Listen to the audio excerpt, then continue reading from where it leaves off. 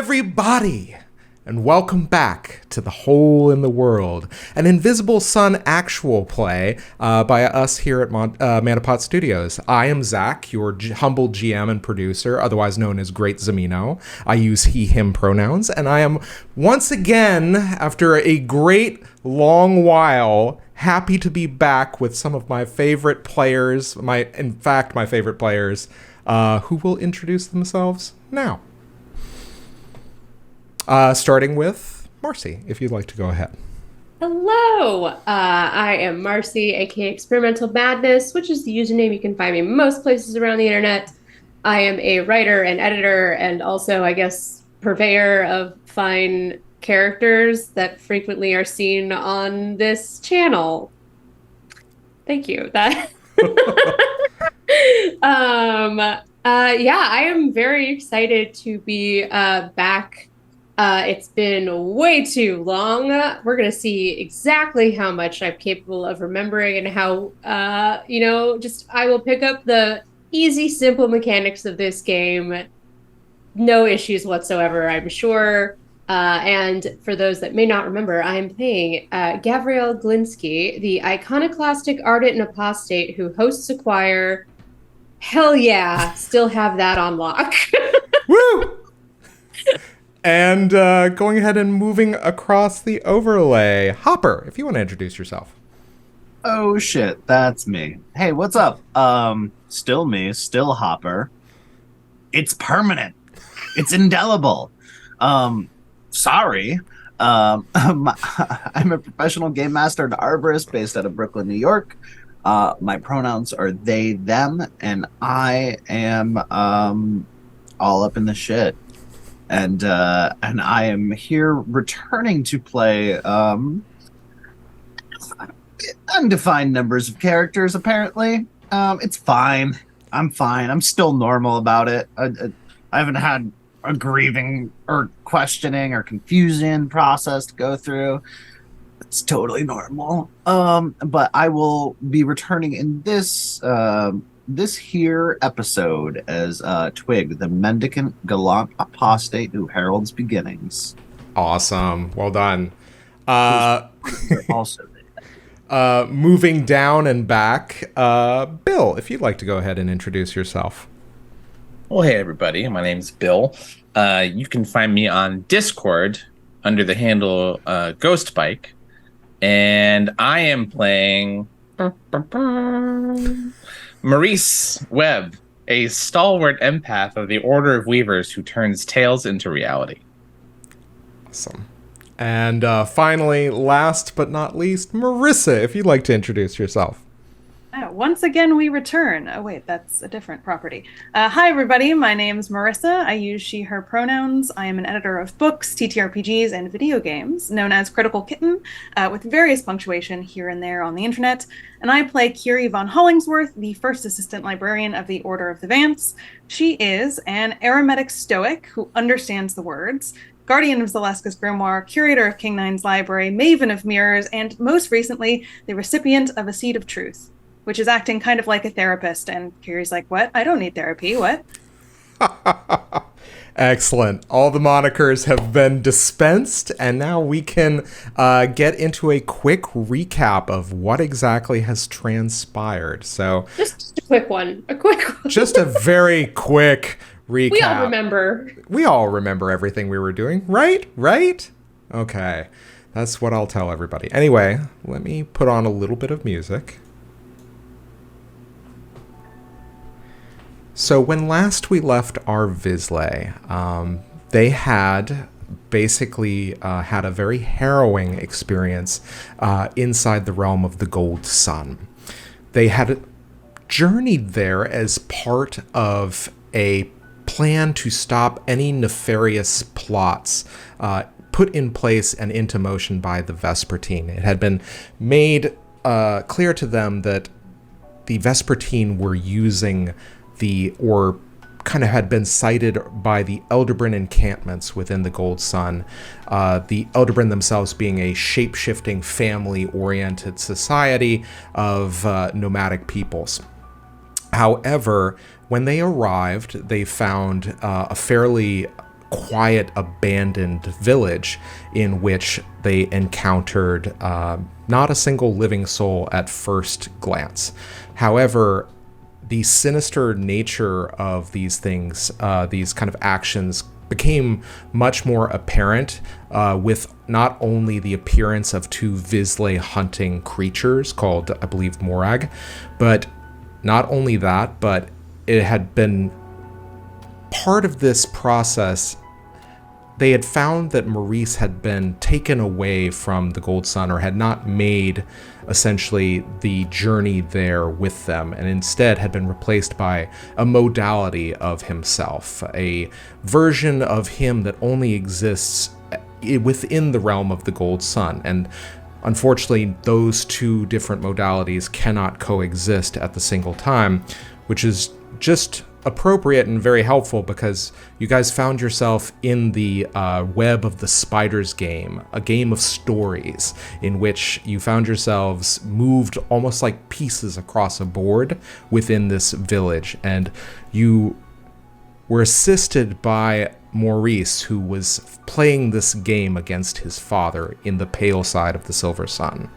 So when you guys managed to defeat these enemies with the assistance of not only the Gold Sun modality of Maurice, but Maurice as well, you found yourselves not only finding Maurice once again coming through a portal, taking shape and basically dispersing the version of him that was exclusive to the Gold Sun.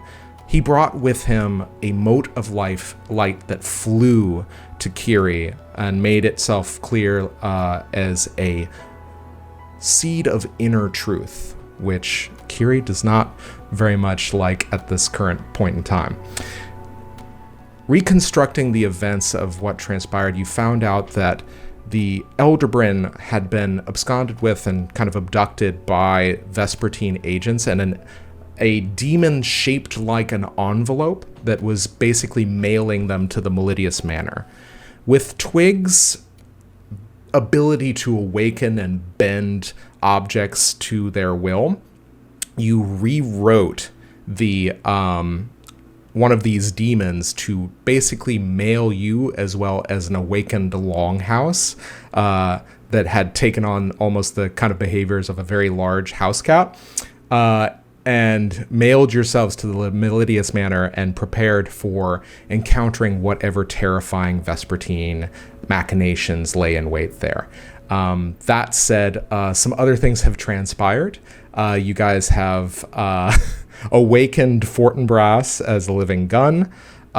You have also been taught one of the secrets as a kind of gratitude by the Elderbryn, which will allow you to protect more of your people, more of your compatriots as you cast spells, if they would normally target only one other person. And you've been given kind of their blessing to do whatever you must to help those who have been abducted.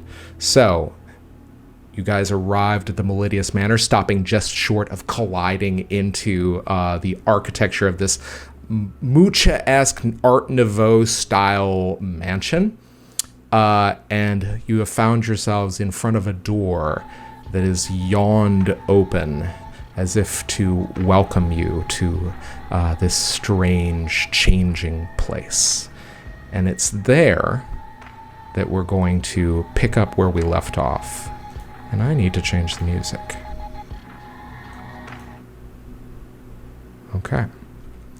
So, all of you find yourselves in front of this manor house.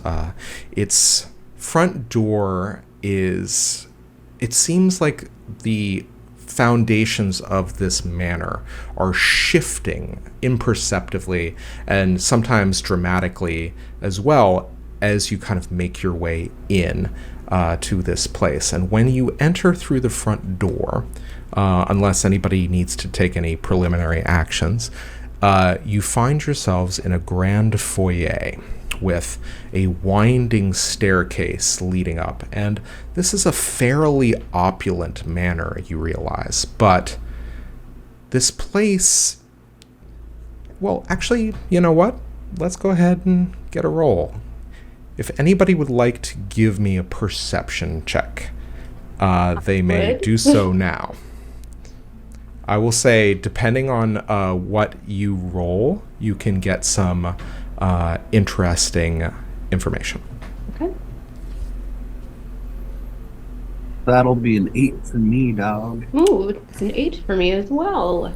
Excellent. All right. In that case, anybody else making any checks? I'd like to make an intellect roll. Ooh, okay. I think I'm feeling like I don't trust my eyes right now. Okay. And I want to know why. Excellent. Do me a favor, make an intellect roll. You may spend bene or sortilege as needed. I will say that, as is per normal, by augmenting your senses with sortilege, you may be able to perceive magical effects or kind of think your way through them. Quick rule reminder, do we say the bene before we roll? I would recommend it, but if you want to do it after the fact, while we kind of get reacquainted, no, I don't need any training wheels. I'll spend a bene. I'll spend a bene. Okay, that's a 3. Okay.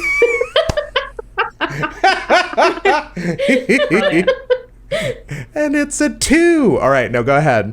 Kyrrie, are you going to do anything as well? No, I think I'm just sort of taking in this manor. Like, I'm trusting that it's real and that it exists, but I'm like, I guess maybe if they're covering perception, like, I'm interested in what, like, does it feel lived in? I guess so maybe I can make a perception roll too, but like with a specific target, not just like what can I find, but I want to know, like, do I sense other living beings in this space? Okay. Well, in that case, go ahead. I will say this is another perception roll. Feel free to add benes or sortilege. What do you want? Tell me what you want to know. I will add a perception bene. Okay. And that's a 9. Okay.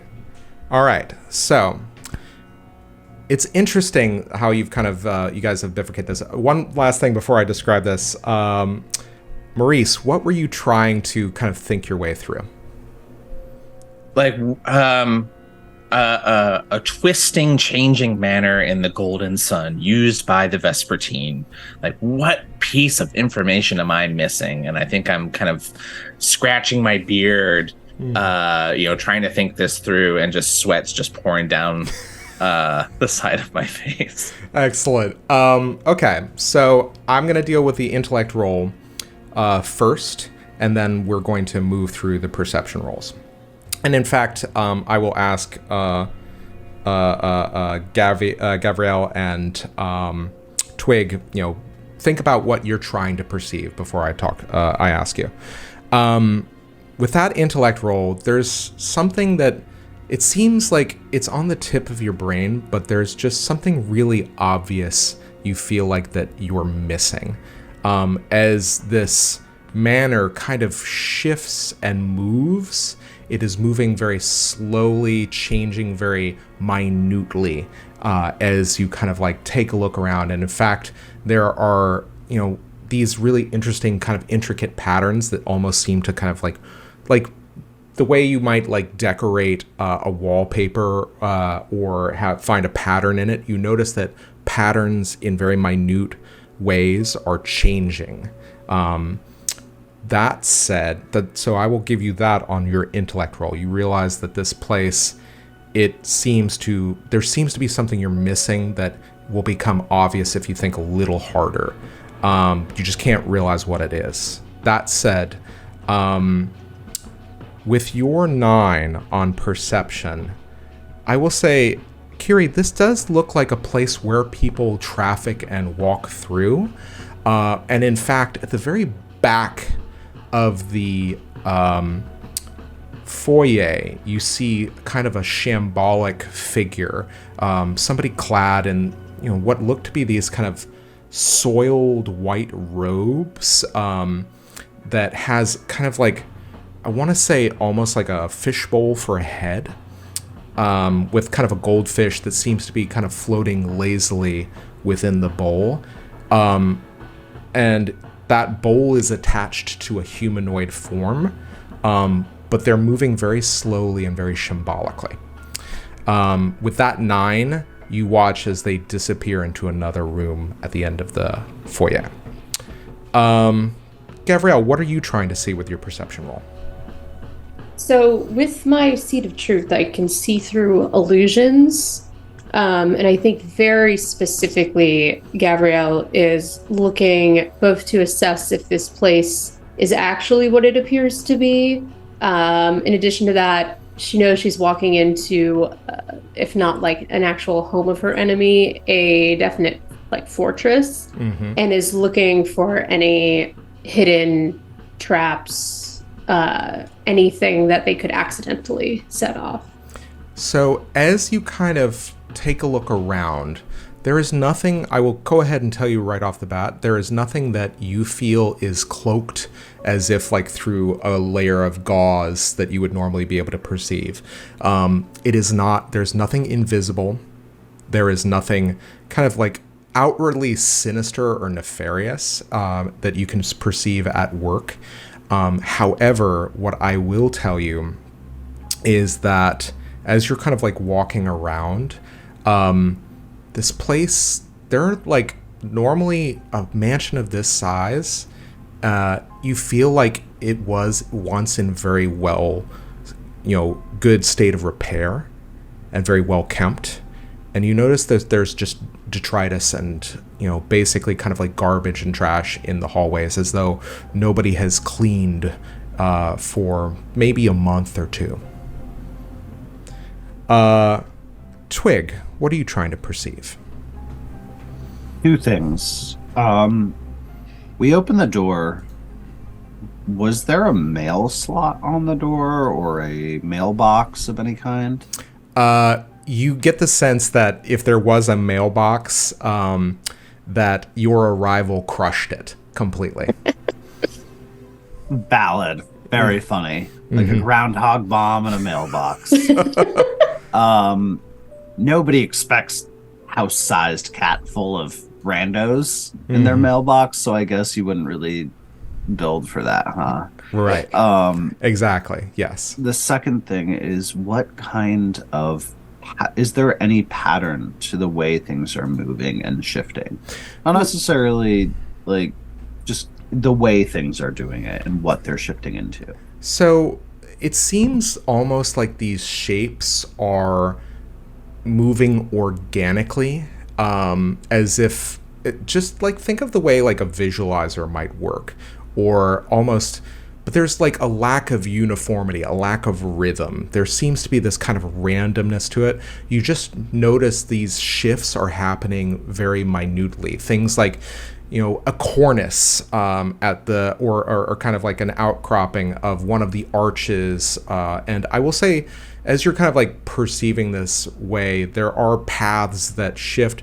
However, there is a one constant, which is the grand staircase that leads up. There are 2 rooms, essentially kind of attached to this one, you can tell, by 2 very large double doors. And then there is probably 2 more doors at the very back of the foyer. So one of which, Kyrrie, you perceive that person walking through.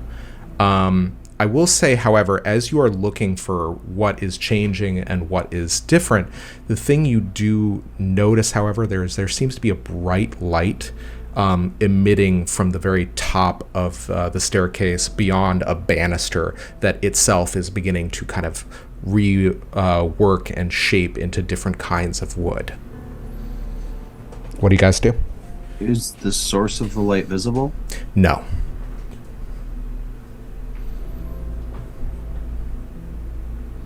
Twigg's gonna kind of pat Fortinbras and just be like, "Hey, Yeah. you feeling okay? You wanna shoot someone?" I would love the opportunity, man, but you gotta make it worth my while. You gotta make sure somebody what deserves it. It is so disconcerting that your gun talks to you. I think it's neat. And I'm just going to stand behind all of you. I'll be right behind you. And you just see Duncan like pad forward and go woof as I think he kind of takes a sniff of the air, and you just notice that he kind of he does not leave your side. Oh, I forgot. Duncan can talk now. Mm-hmm. Yeah. Oh, this place smells weird, Dad. Stay behind me. Okay. I think Kyrrie points toward the door where the goldfish bowl-headed individual disappeared. There was a figure back there. For a moment, they walked into that door, just yonder. Had a Vespertine? goldfish bowl for a head. Maybe. But their movements didn't suggest intelligence. It was very slow. Almost programmed. Well, maybe they can tell us more about this place. At the very least. And if not, well, I think she looks over at Twigg and Fortinbras. I think they've probably both got us covered. Something's off. Indeedy-doo. I just feel like there's something obvious that I'm missing here. I don't think this was originally a Vespertine structure. Probably not. They tend to take over spaces. But the place itself is real. I'm not seeing any illusions. It has a memory. Maybe we'll find out more as we go. Maybe it's as much a prisoner here as the Elderbrand we're trying to find. House? Which way first? We can try to go after the goldfish bold individual. That seems as good a lead as any. And Gav is actually going to start heading in that direction with you. Okay. Are you guys all moving together? Okay. So, as you guys move forward, I'm going to turn a card to see what happens. Okay. Let me go ahead and get my Path of Suns up. All right. Ooh, this one's fun. Okay. The tyrannical clock. Oppression, time, countdown, schedule, and repetition. We live and die quite literally by time. It rules our actions, for we have no actions without it. We struggle to accomplish what we must by a certain time, or we face grim consequences. We eat, sleep, and even breathe, measured by the movements of the clock. It is our master. It is our enemy. All right. Something good or ill approaches, and everyone knows it. A repetitious action. Okay. All right. By the ticking of the clock, by the breaking of your bones, by the shrieking of the flock, the tyrant revels in the moans. As you continue to think, try to think about what this pattern that you're missing is, Maurice. I need you to make a withstand roll. You need 2 successes, and I need you to make a challenge of 5. And which stat is that again? There should be a withstand pool. Oh boy. I believe I don't have a bonus to that, so just a straight roll. Okay. You can add sortilege in order to give yourself the chance of having 2 successes. You just tell me if you get a flux. That is a 4. Okay. Excellent. You didn't spend... I will allow you, if you'd like, to spend a bene to get 1 success. And that's with physicality? Yes. I want to say physicality. Yeah. I'll double check the rules later. All right. Okay. Spent. All right.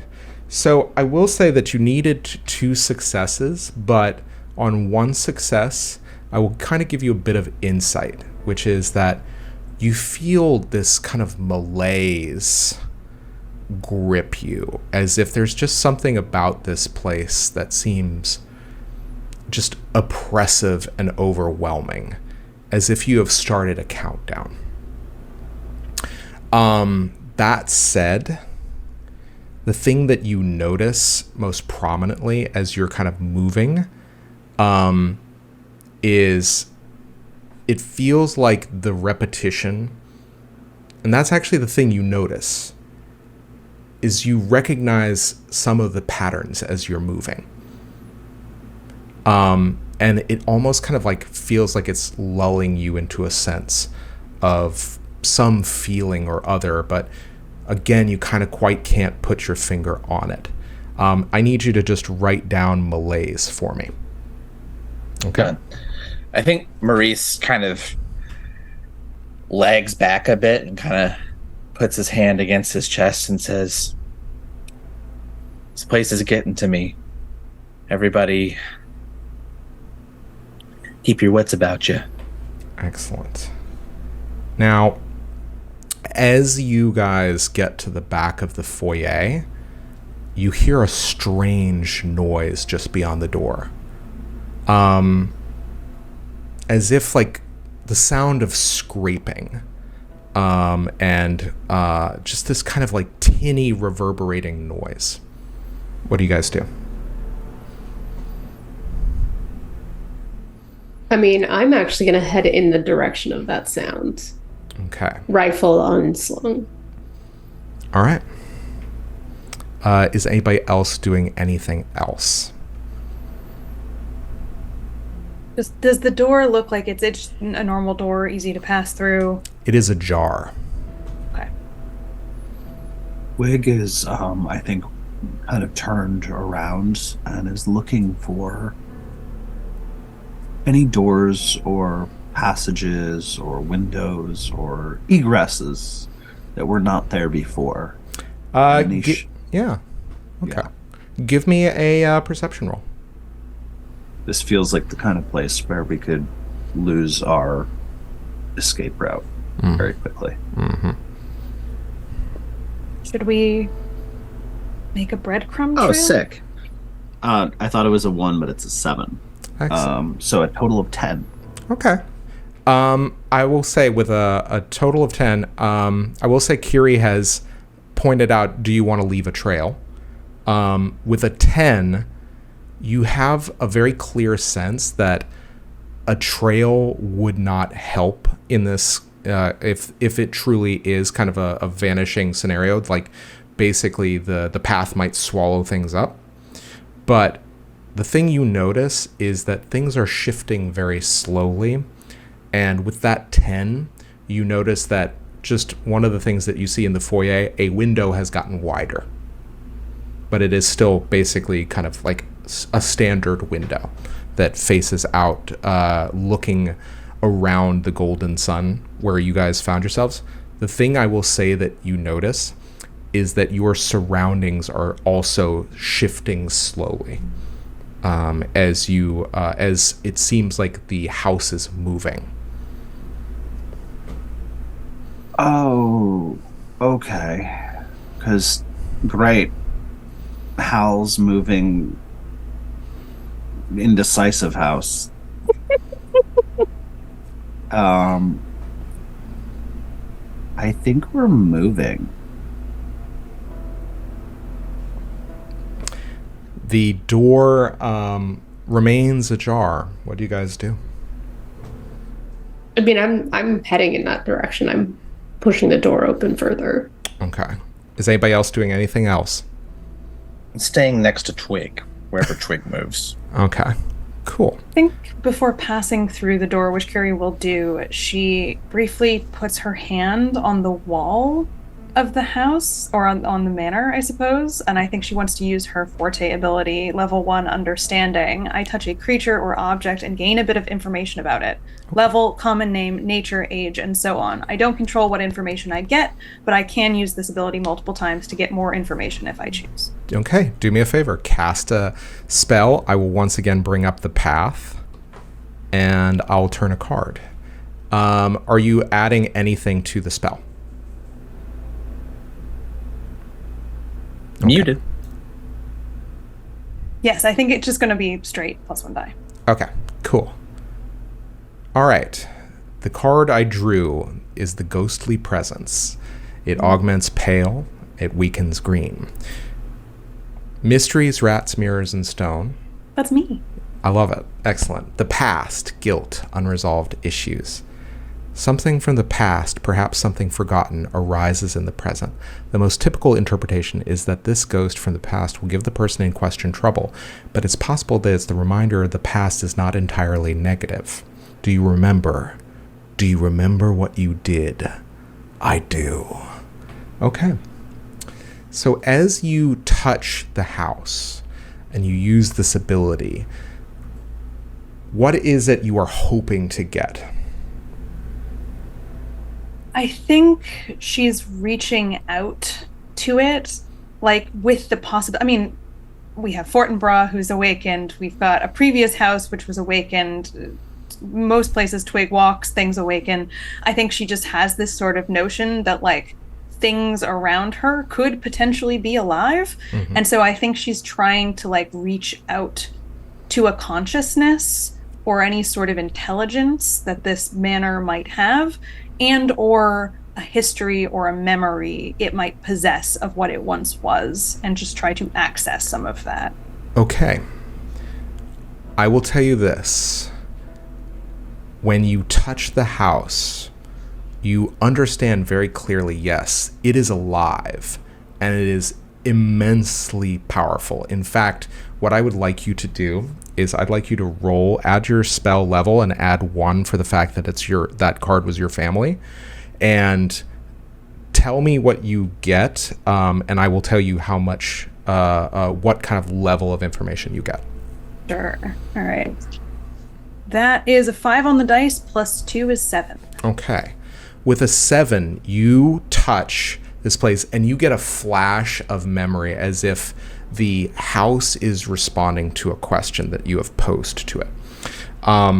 You see a woman, or at least you think it is a woman, in an opulent dress made of shifting silver metal.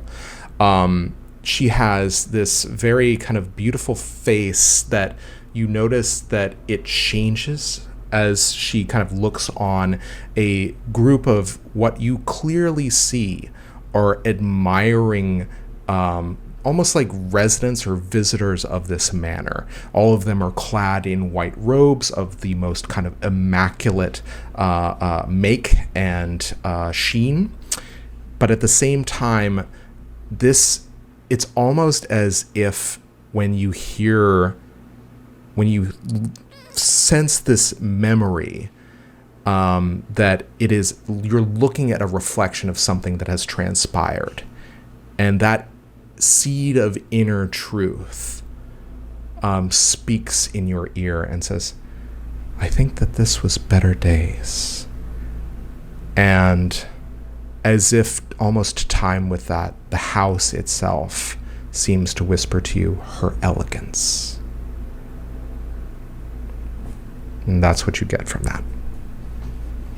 I think Kyrrie is very struck by this image of the woman with the shifting silver metal garment, and she almost takes like a step back, like she's about to step through this door, and her hand basically like rests on the kind of door frame as they're going through, as to like cast this forte ability. And I think she almost like steps back into whoever's behind her. I think such a arresting image is this. And I think the words themselves replay on Kyrrie's lips as she passes through the door. Her elegant. I think Maurice is the one who catches you, and he kind of puts his hand on your elbow and says, her elegance. She was the mistress of the manor, I think. The house, the manor, it's trying to tell me something. Whatever it is, I can feel it. It's weighing me down. It's alive. There is intelligence, there is consciousness here. It remembers. Did she seem like a Vespertine to you? No. They seemed better days, is what the seed said. before all this. Nostalgia is a hell of a drug. It seems that the manor might be caught in its thrall. Come on, Twig. What's the closest wall look like? I will say the closest wall, it's kind of wallpapered within this foyer, and you notice these kind of almost like whorl-like shapes, almost like a nautilus, almost like a sea or seaside or maritime theme, and you watch as it shifts into a very minutely different pattern of just spirals, some of the more nautical themes just getting absorbed into the paper, which is itself shifting from this forest green into a deeper blue. Knock on the wall? You may certainly try. Shave and haircut 2 bits.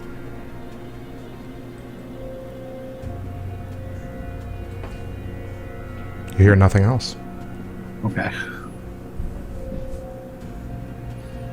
Do we think that they left something here, or are we just gonna wander around until we figure out why the house is sad? I think maybe the more we explore, the more will become clear. Alright. I think Twig's stupid cat ears flit. Like, twitch. As they twitch, once again, you hear that resounding sound of tinny metal as if scraping at each other. What do you guys do? I think Kyrrie notices that maybe some space has opened up between Gav and the rest of them and says, come on. Okay. Gav, you push through the door ajar, I'm assuming just pulling it open with the rifle. Yeah. Okay. The scene that you guys see in front of you is one of just utter kind of, it's very kind of almost like Mad Hatter's tea party. At this very long, elegant dining table, and I must say, there is food kind of like slopped around the walls and around the floors, but there are at a number of places at this very long table, there are a number of these white-robed figures of various kind of builds, of gender, of kind of ethnicity, of kind of also some of them boasting kind of like changery changes like the goldfish bowl, and who you see, Kyrrie, as you kind of poke your head around the corner, you see them take a seat at the table on which, a manner of food has been placed, and you just see the goldfish bowl slam its head into a dish of what looks to be like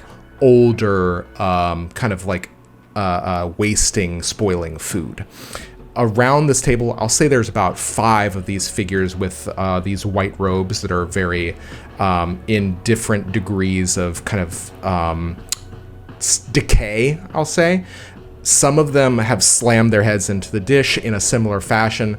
Other ones are scraping at these plates with empty utensils, and the dishes themselves are completely immaculate. But the biggest thing that you cannot miss is there is a tornado of cutlery, basically making a circle around the table.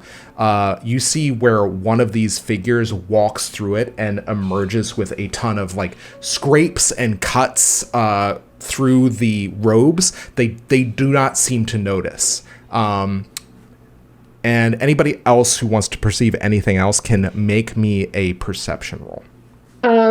I think I'm just using my seed of truth here again. Is this real, or am I looking through something? It is all too real. In fact, it is very almost disturbing how these figures seem to be completely oblivious.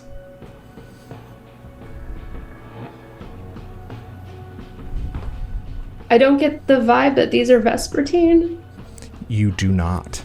Yeah. They don't. I will say this, without even having to roll for it, they don't even seem to notice you guys starting to kind of peer in. I'll roll a perception. Okay. Sam, are these things alive, or are they like automata? Tell me what that perception roll is. Well, that was a 0, so it's alive, really. 6 for me. Okay. On a 6, you notice two things. There are these glimmers of gold that almost kind of like reflect the light of a chandelier as the tornado of cutlery makes its way around the table, and you realize that there are pieces of gold flecks within the tornado itself that are reflecting the light. The other thing you notice is that at the head of the table, there is an empty place setting.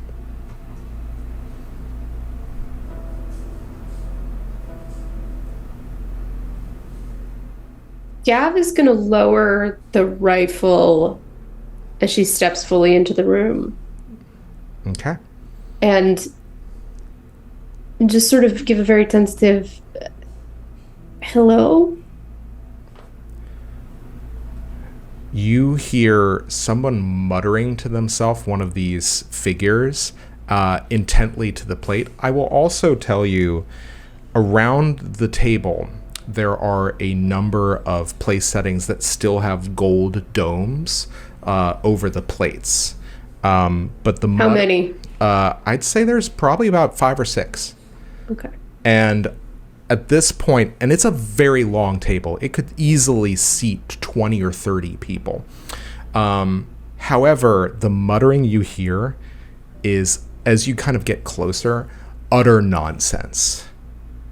It's just kind of a nature of, the Vances believe in this, and then I will tell you this. However, has anybody had some poppycock off of the Red Sun? Quite a dish. And then literally you just hear slam as that person slams their head into the dish in front of them.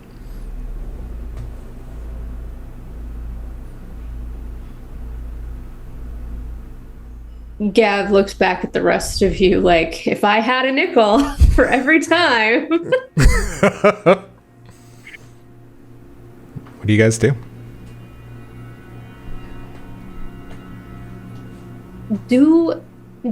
Does anyone here know where they are?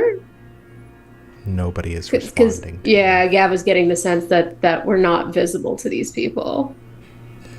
There's no actual food on the table, right? There are, every place that has a place setting, there's either spoiled food or food that has been kind of made its way off of the dish, or it's completely empty and they're scraping at the plates with cutlery. It is a horrible sound, but as far as you can tell, anything that was on a plate is gone or wasted. Twig's gonna sit down. Okay. Where do you sit? Like in front of... most of the places with empty dishes are occupied, but every plate, there's plenty of... Is there an empty chair? Yeah. Oh, there's plenty. Like maybe of these figures, there's 5 or... Like there's 6, I will say, including the one that have walked in, that are just at their places, just behaving incredibly erratically. Yeah, Twig's gonna sit down to see if they can see them. There is no response. These people... I will say that that tornado is coming around the head of the table, and it's starting to kind of bear towards you. It's kind of moving in little circles around. It doesn't seem to be speeding up, though. It does not seem to be speeding up. Okay. Should we do something about that? Can I try to figure out what's going on here? I think my specific question is, do I think that these people are under some sort of spell that I think can be broken? Absolutely. You may... How would you like to determine that? I have 2 pulls with Bene in them. Uh-huh. They're intellect and swordwedge, so intellect? Okay. go ahead and give me a roll. You can spend benes however you like. You can use your magnificent endeavor ability. What do you want to do? I'll do that. I'll spend 3. Okay, excellent. And that's a 9. On the die or On total? the die. On the die. So with 12, okay, awesome. You get the sense that all of these people, they seem to be like luminaries or people that were, like they seem to have had their will sapped out of them. And I will tell you, on a 12, it finally occurs to you what you missed in the previous room, which is you are in the heart of the Gold Sun, the engine of change within the actuality. And things are moving and shifting incredibly minutely and slowly. And that seems like a very unnatural state for this place. Like you feel like this thing is yoked to will and it should be moving in response to all of you. And yet it's not doing anything. And in similar fashion, these people, they have been slowed or robbed of their will in such a way that there's just no external stimuli can seem to reach them. That's what you get on a 12. I think Maurice shares this with the group, and as he does so, you see him breathing kind of heavily and sweating a bit. He looks pretty tired. So like they're trapped in time. Not trapped in time so much as trapped in their minds. Their will has been sapped away. Can you snap them out of it? Maybe I don't know how, or I feel like I should. Well, what kind of spell or entity could do something like that? Do I have a sense of that? With or at least maybe what color of magic? This has the dark written all over it. Got it. Mm-hmm. I think we found the touch of the Vespertine. Yeah. But they've only left their mark here. I don't think they're still here. Not in this room, at least. Well, and then he takes a slow step away from the cutlery tornado. And that's a good pass. Yeah, I like the idea that we're both kind of like leaning. Twigg, I will say that you have sat at a place that has a full array of cutlery that still has a dome on top of the plate.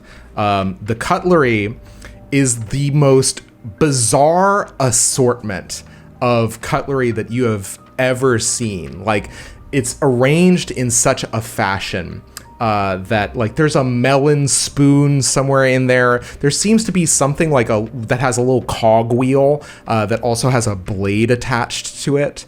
There is, an array of salad forks on the left-hand side. And that tornado is starting to get very close. What do you do? Twig's practical.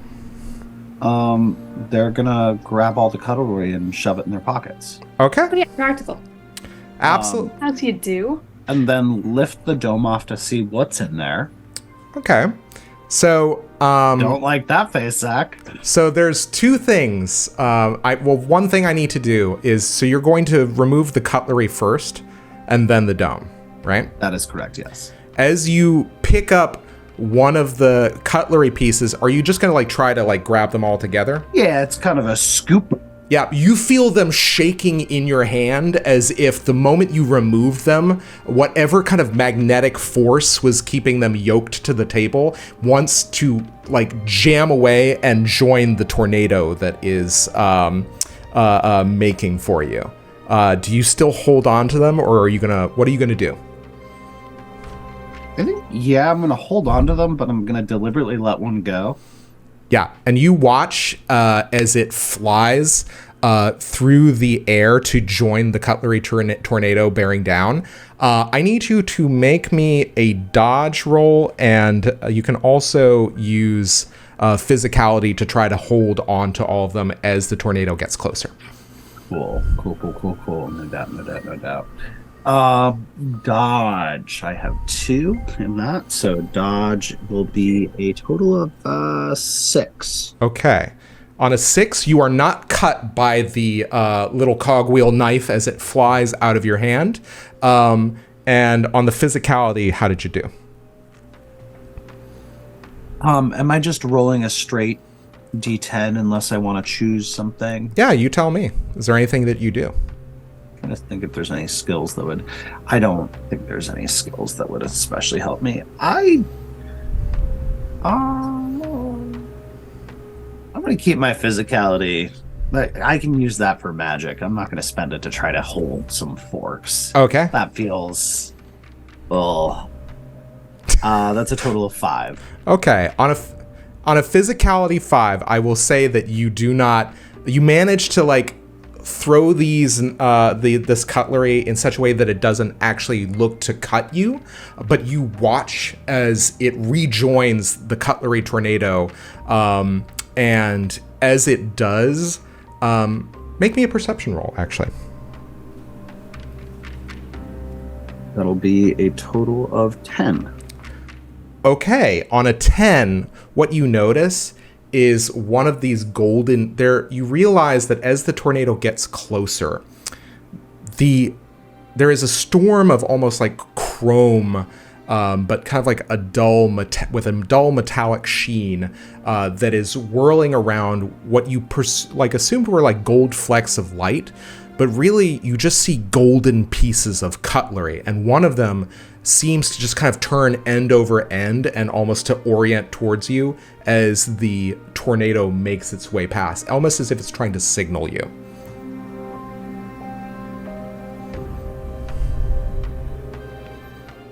That's right, Invisible Sun. Yeah. Does it seem like it's trying to beckon or to target me? Yes, it is beckoning to you. And I think that fork wants something. And do you still take the dome off? Yeah, probably. As you lift the dome off of the food, what is it that you see that is your favorite dish that you've ever had?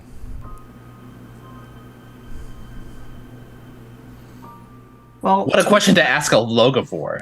Twig's memory isn't very, it's not nearly as long as Opus's. Mm-hmm. And I think the best meal was kind of grabbed by accident. It was a biography or an autobiography of a renowned chef. Mm-hmm. That was just absolutely steeped with the love of food. Mm-hmm. So it was kind of like a triple layer because there was a lot of descriptions of food, which kind of have their own what's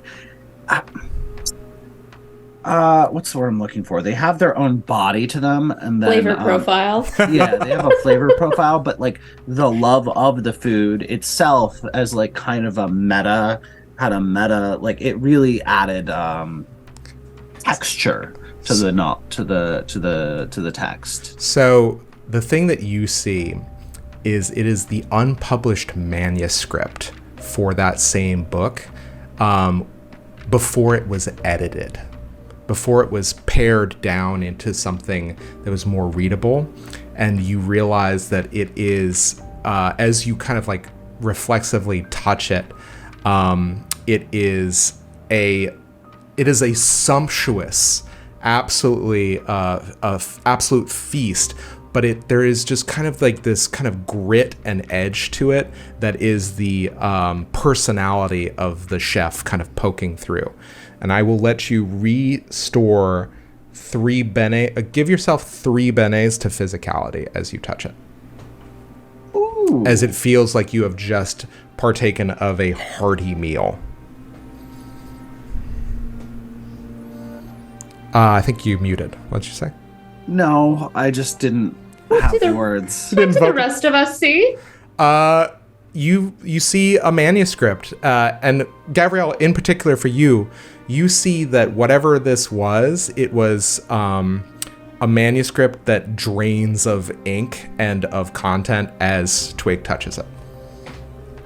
But it's definitely a real manuscript. It's very real. Kyrrie makes a movement to try to grab it, but it's too late. What's in your mouth? What's in your mouth? Without wanting to sit down or take any of the cutlery, out of curiosity, seeing that that's real and knowing that that would be something that Twigg in particular would want, Gav flips open one of the domes, not touching it, just with the tip of the rifle, just opening it, what the hell? As you do that, the dome flips and you see what looks to be a massive, almost Christmas-style ham. Oh, well, that ain't right. And you just feel this wave of despair wash over you as you look at it. That is how I feel when I do look at that. Interesting. Okay, it's because I didn't touch it. The house has a sense of humor. All right. Who's the ham for? Maurice kind of stammers and says, I don't think that this is good stuff on this table. Oh, no. I'd be cautious. Twigg, are you all right? I don't feel great. Good. You know, they cut out a lot of the introspection, and I think it really reduced the spice profile in the editing process. You're talking about the book you just ate. Yeah. May I remind you, that is not the version of record. The version of record is the published edition. Yeah. Don't get too lost in drafts. Let's remember where we are right now. While you guys have a lovely philosophical conversation about drafts, Gav is going to bodily grab the fishbowl dude. Yeah. And try to pull him away from the table. The fish turns to you, mouth agape, and you hear, "Ah!" And I need you to make a withstand roll of 5. All right, I deserve that. You need 2 successes. Is there any bene that I could pop into that, or no? You probably, if you want a chance of getting 2 successes, you're probably going to want to pop in a swordledge, or you can just put in a physicality penne. Okay, I will pop in a swordledge so I can get my extra dice. Okay. And I guess I will roll it straight. Oh, no problem. 6 and an 8. Okay. And 8 was on the magic dice. You free yourself of this person lurching backwards as they've responded so forcefully to your touch. And you feel a sense of that if they had held on to you, you get this flash when you look at them of who they used to be. This kind of almost like an uncorrupted robe, pristine and white, the fish swimming around happily in the bowl, discussing the finer points of magic and the magic of change with somebody. And then you flash back and you see that the sallow face of the goldfish, the luster of its scales has been lost. The sullied nature of its robe. You sense that whatever gripped you in that moment, you felt almost as if it was trying to transmit this kind of sense of despair and malaise to you, and it failed. All right. And Clearly pulling him away isn't going to work. As soon as you do not touch it, it goes from making that horrible noise to just once again hands at its side, turns back to the table, slams its head back into the dish. There's definitely some magic at work here. They're all completely drained. Yeah, I feel like we're being very lackadaisical with our actions right now. Let's let's think this through. Let's talk about it. Well, I thought that if I pulled them away from the table, that it would, you know. I trust. Look, I love and trust you guys. I truly do. But this, not only does this seem like a trap, it doesn't seem like it's our final destination here. No, not even by a little bit. And Maurice starts looking for like other exits out of this room. I think Kyrrie is looking at the white-robed figures at the table. Are these the same white-robed figures from the flash of memory she got from the manor? Yes.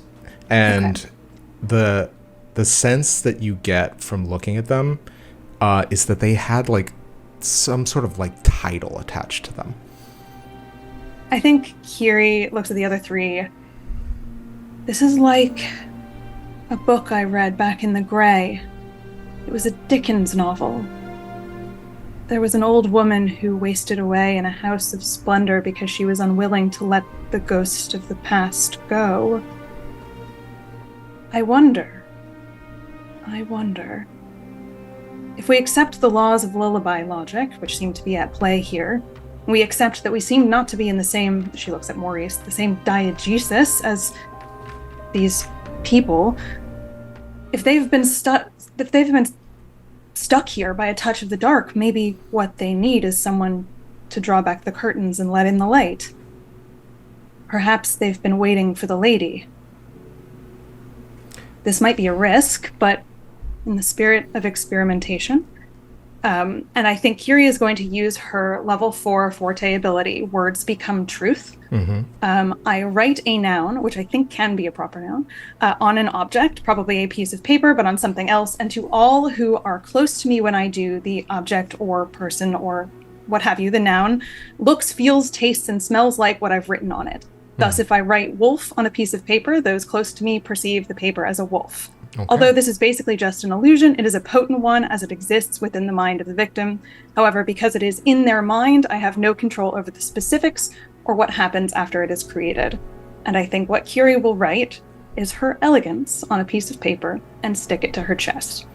I think right before this happens, like as you're expounding, Kyrrie, before you start to write, Maurice turns away from you and says to Kyrrie and Twigg, see, this is what I'm talking about. We're talking about our plans. We're thinking about things. We're not just doing stuff. And then he turns around. Gav is absolutely looking over at Kyrrie, watching you do this while like you're ostensibly talking, and Gav is like,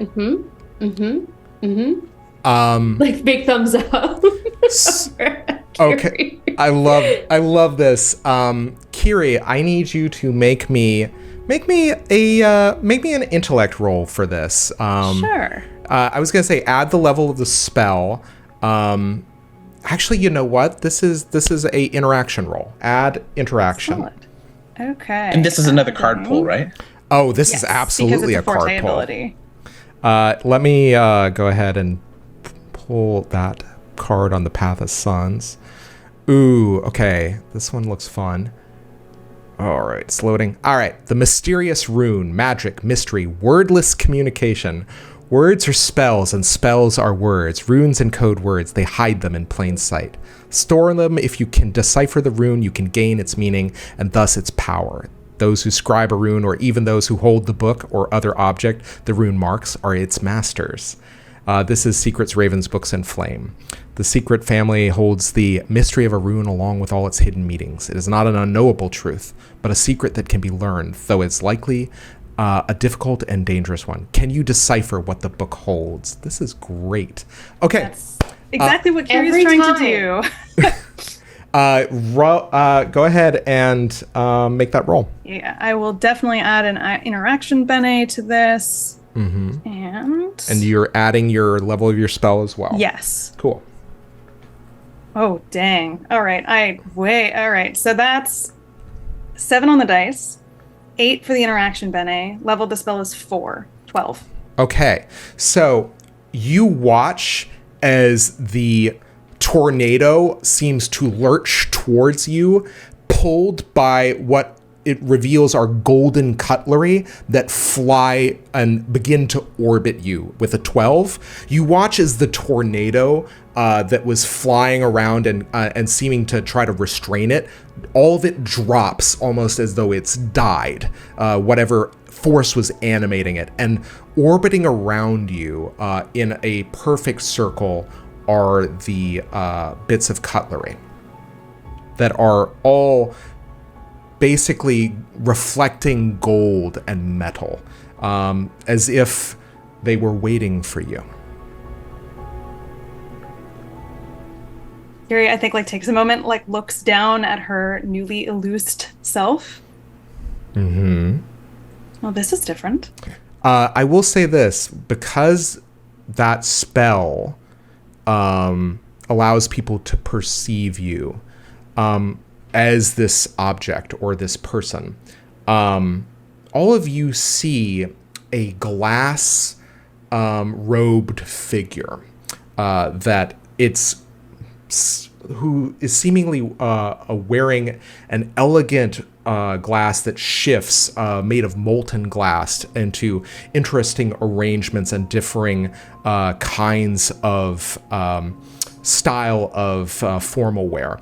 And at the same time, however, all of you can see that this figure with elegant hairstyle turns to you, and there is no face on the figure. Except I just see Kyrrie. I believe. Oh yeah, no. Obviously, Gav, you just still see Kyrrie. But I'm watching everyone else's expression. I'm like, I'm sure it looks great. Yeah, all of you, I was gonna say, Maurice and Twig, you perceive this change. What do you guys do? I think Maurice is looking for other things that have changed in this room. What are the robed figures doing? I forgot that part. At the point at which you put that paper onto your chest, you watch all of the figures at the table snap as if to look at you, and all of them are looking at you unblinking.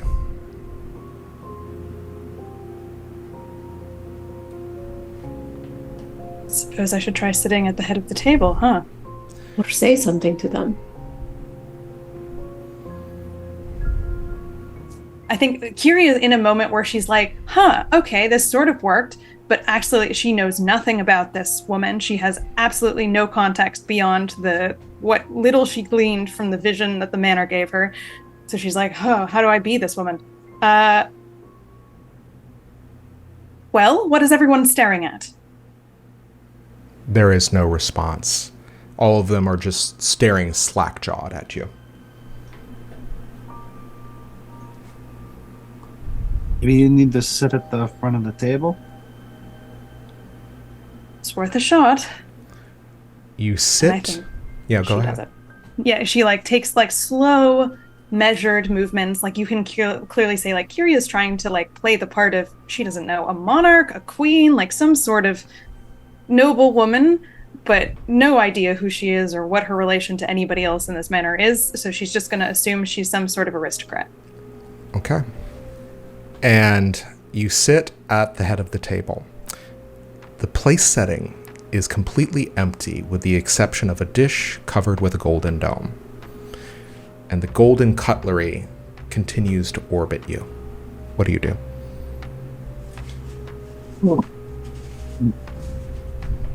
Any ideas? I think she looks to the other three. Oh, now you want to discuss it. Okay. But experiment. We're building the thing as we fly it, I guess. And Maurice's eyes are twinkling at you. Yeah, he's happy. He goes to your side and says, bon appetit, I guess, and gestures for you to undo the dome. See if you get a book too, or a weird ham. If it's a book, I call dibs. I think before she does take the dome off, Kyrrie will try to pluck one of the forks out of the rotating circle of gold. It eases into your hand. There was something to her that just felt very maybe that is some sort of there's like an etiquette here, and she's trying to figure out what are the rules, what am I supposed to do as this person, and I think then golden fork in hand she'll lift the top of the dome. It stays fixed as you do that, but you get the sense as the inner seed once again says etiquette. There's something to that.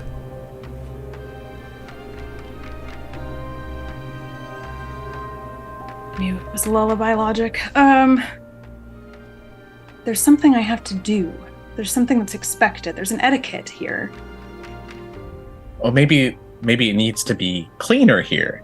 And you see Maurice go to pull a weave, and it doesn't work. It's like he's trying, like the strands slip through his fingers. And he, I think, attempts to play this off like he has changed his mind. But he definitely just tried to weave a spell and nothing came. I am going to turn a card just because of the attempt. Ooh. The Hidden Moon. It accentuates gray and it weakens indigo. New beginnings, insight, intuition, foresight, looking ahead and potential danger. The moon rewards those who can discover its secrets. Okay. In a moment of despair, Maurice, you realize something with the weave that fails, which is that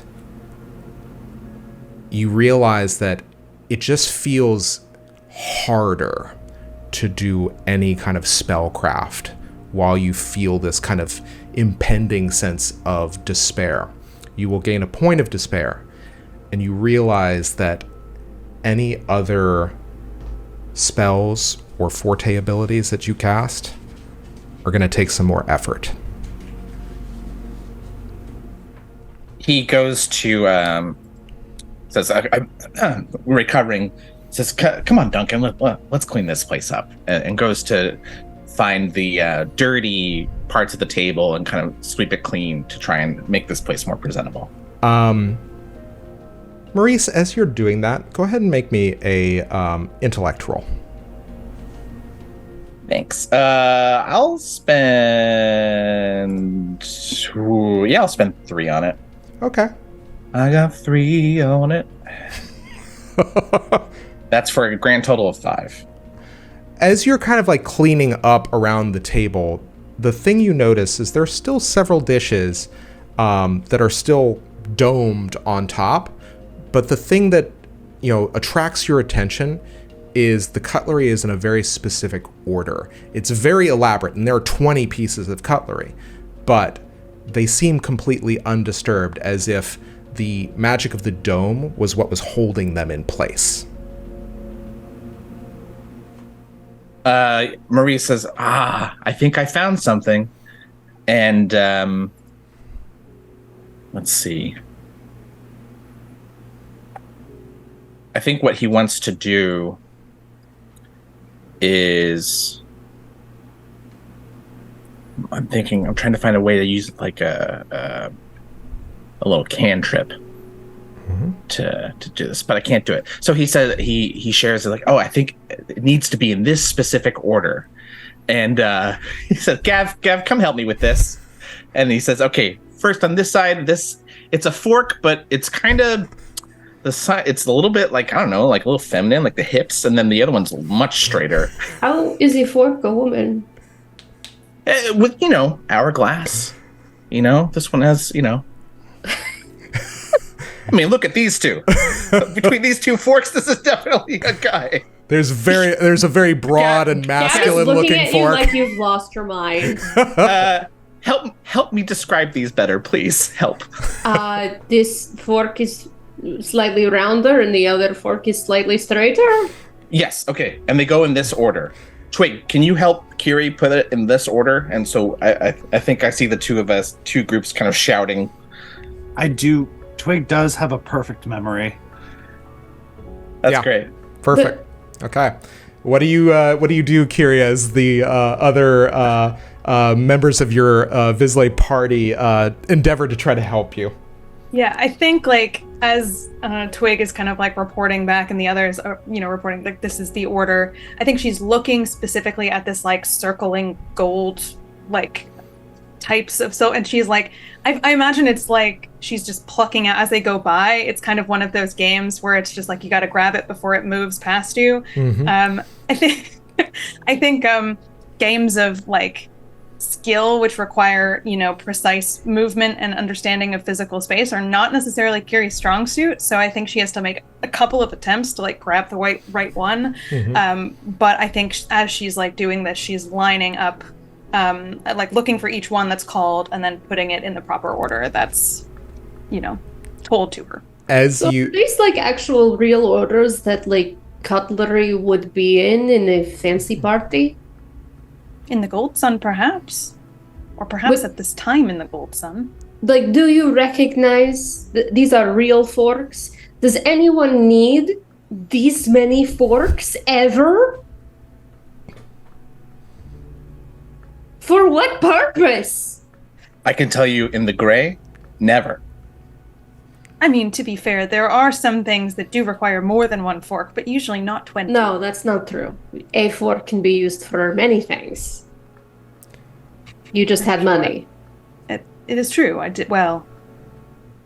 was raised with what fork should be used for what, so to be fair, I only had to learn really 3 of them, and the dessert spoon. But I mean, she's putting them in order, like as like it's being dictated, but she's just like the shade that's coming off of her, just like in Russia, we just have a fork. You use the fork, and that's it. I've also never seen a metal spork before. What is a spork? This one. Oh, they're great. I love What is sporks. Why is it? It's a spoon and a fork. what Yeah, do you use correct. that for? In the Golden Sun, I can't sorry. help you. Are you telling me that this exists in the gray? Yeah. It's Oh, yeah. called a spork. Spork. What else would you call it? A foon? Kyrrie, you soon You got me with the cube. Kyrrie, you soon find yourself with no forks left to give the table, and you find that you have arrayed the cutlery according to all of the instructions. What do you do? Attempt number 2. I think she will go to pull the golden dome off.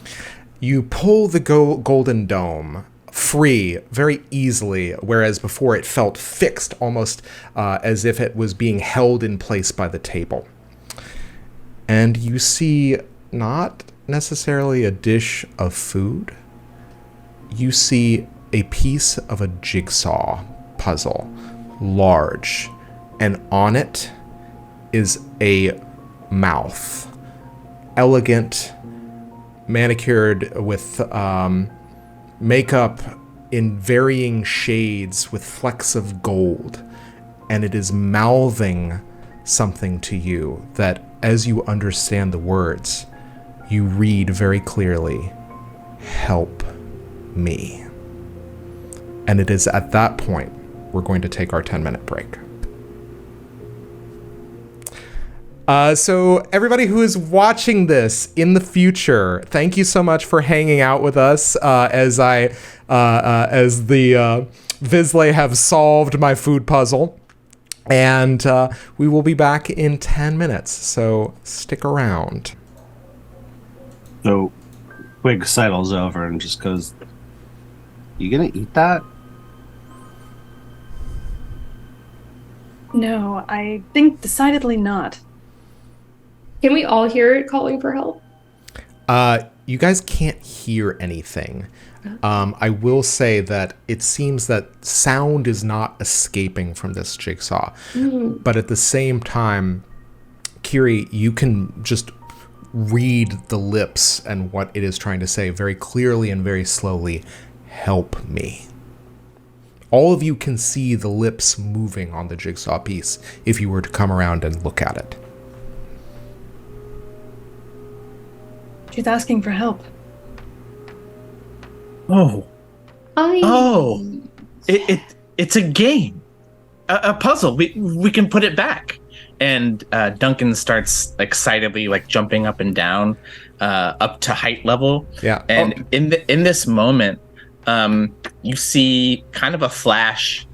Anyone seen that sculpture of the two wire people where there's the inner childs reaching for each other? You see kind of in a flash this childlike presence inside Maurice as he evokes his secret soul, the child.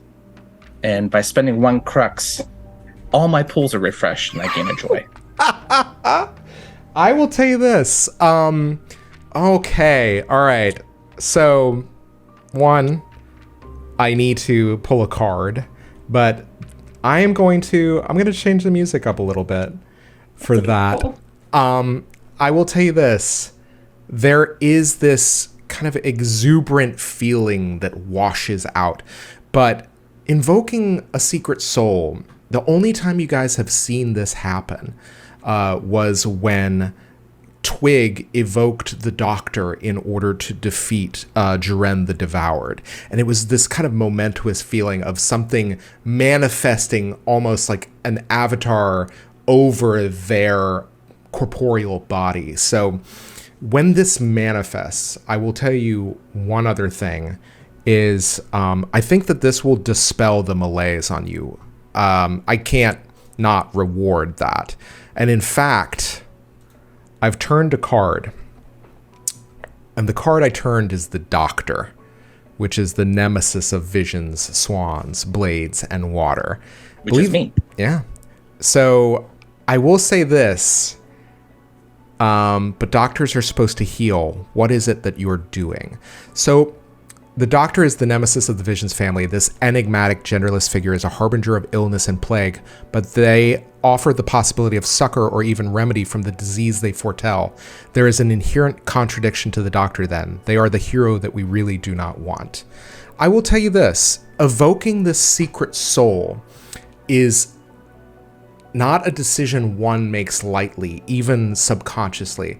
So you feel like doing this is not something that you necessarily even want to do, but I think that it manifests through you. Now, describe to me what it looks like. This is essentially like a limit break. So what does it look like when the child effulges out of you, Maurice? And what does it look like for everybody while you are in this kind of evoking this form? The way a fluorescent light might flicker or an incandescent bulb might before it goes out. It's something that looks uncannily like the golden Maurice child.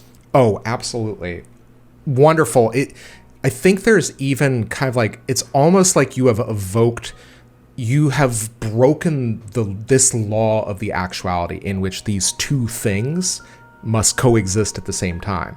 So I will say this, not only do you cure your malaise, I'm going to treat this nemesis as though it is your defender. You are going to have +2 to your rolls until the next card flops. Okay?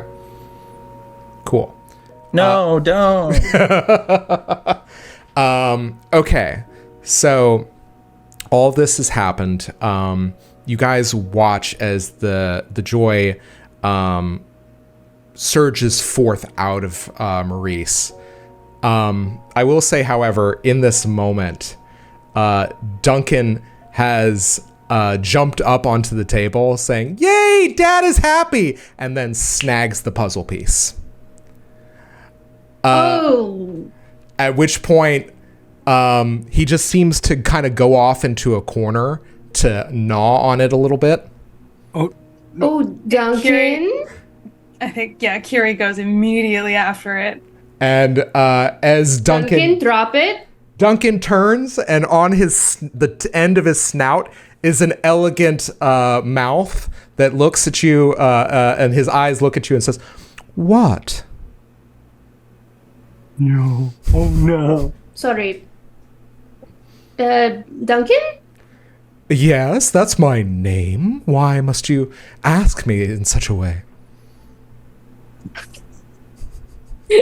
Gav is having another one of those moments of like adult life is already so goddamn weird. This might as well happen. Would you mind dropping that puzzle piece that you took? Well, I will endeavor to try. I can't really seem to do it. Come here, bud. Come here. Come on. Come here. Hello, Father, yes.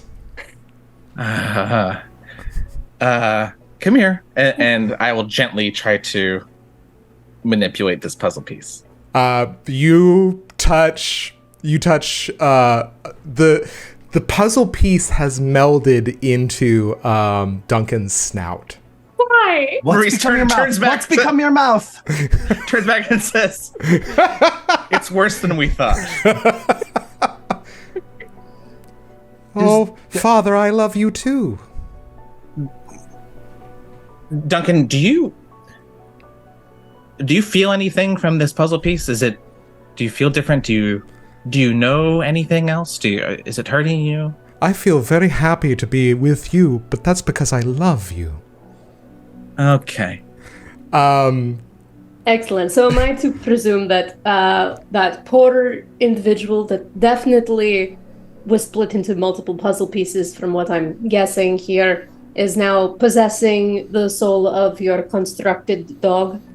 I'm not getting that sense. If you're in there, other person, give us a sign. The only thing you see is just Duncan's tail wagging.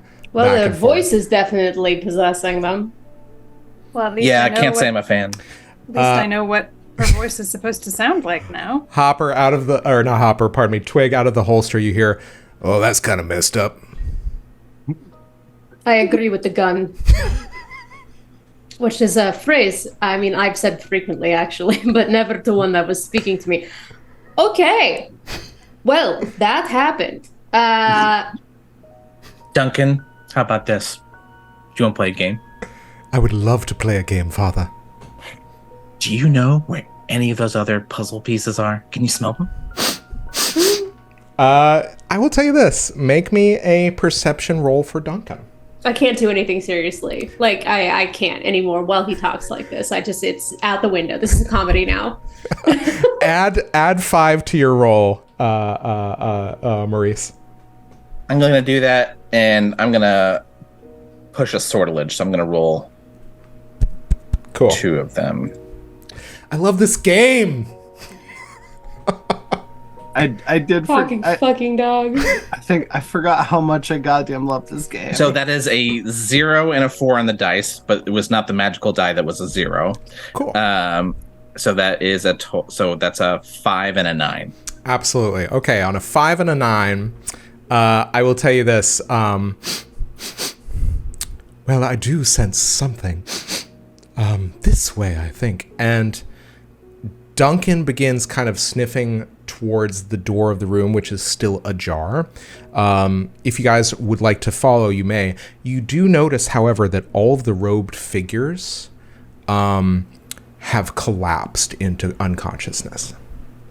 They've literally fallen from the table.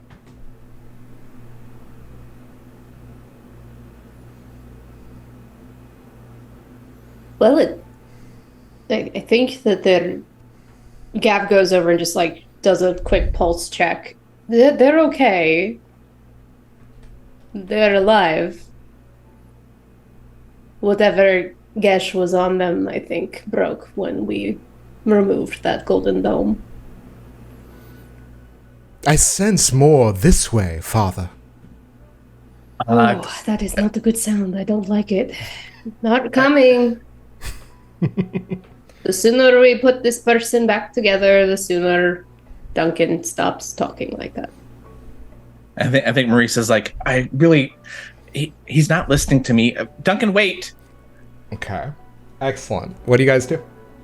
I'm following the elegantly speaking dog construct through a house that is constantly shifting. to put together a woman who's been ostensibly turned into puzzle pieces. It's another Sunday. Just another day that ends in Y. I will never stop being flabbergasted by what happens in this game. Are all of you following suit? Cool. Okay. So you guys make your way back into the foyer, and the thing you notice is that everything has shifted in style a little bit, but the overall structure of this grand kind of opening chamber is still the same. There is one more room towards the back of the foyer underneath the staircase that is nearby. But if you go up the staircase, there are more additional rooms. And I will say this, Duncan starts kind of sniffing around, but then kind of like ends up circling and kind of like kind of just stopping and kind of pausing, waiting for all of you. I think as we all kind of gather around, I'll just crouch down and say, like, all right, boy, what is it? Well, Father, I have found, it seems to be, I smell multiple things. Which one do you want to get first? And I'm going to turn a card. Oh, boy. Let's see. Ooh. This one's a good one, too. The Monarch, the Sovereign of Notions, Cats, Clocks, and Wind. Who's that? That's me. All right. Ruler, authority, sovereign. The monarch stands above all and passes judgment. Their commands must be obeyed because there is no other choice. A monarch isn't the ruler of the world, they are the world. They represent reality itself. They claim authority over you because you are a small part of them. You can no more refuse than your little finger can refuse to move as directed by your mind. You are a gear that turns in a vast machine, and the monarch is the machine. The monarch, as their name would suggest, is the sovereign of the Notions family. They guide and direct through thought and idea. My words shall dictate your actions, regardless of the choices you make. I will tell you this. Duncan, when you say that, takes off up the grand staircase. Gav immediately is like booking it up.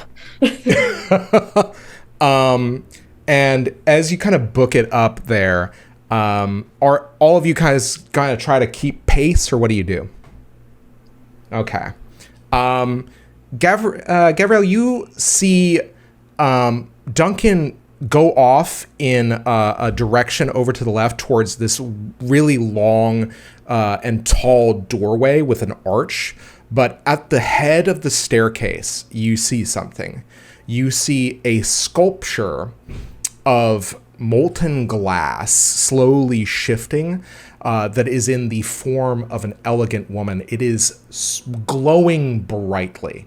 And of course, missing here is the face of this sculpture.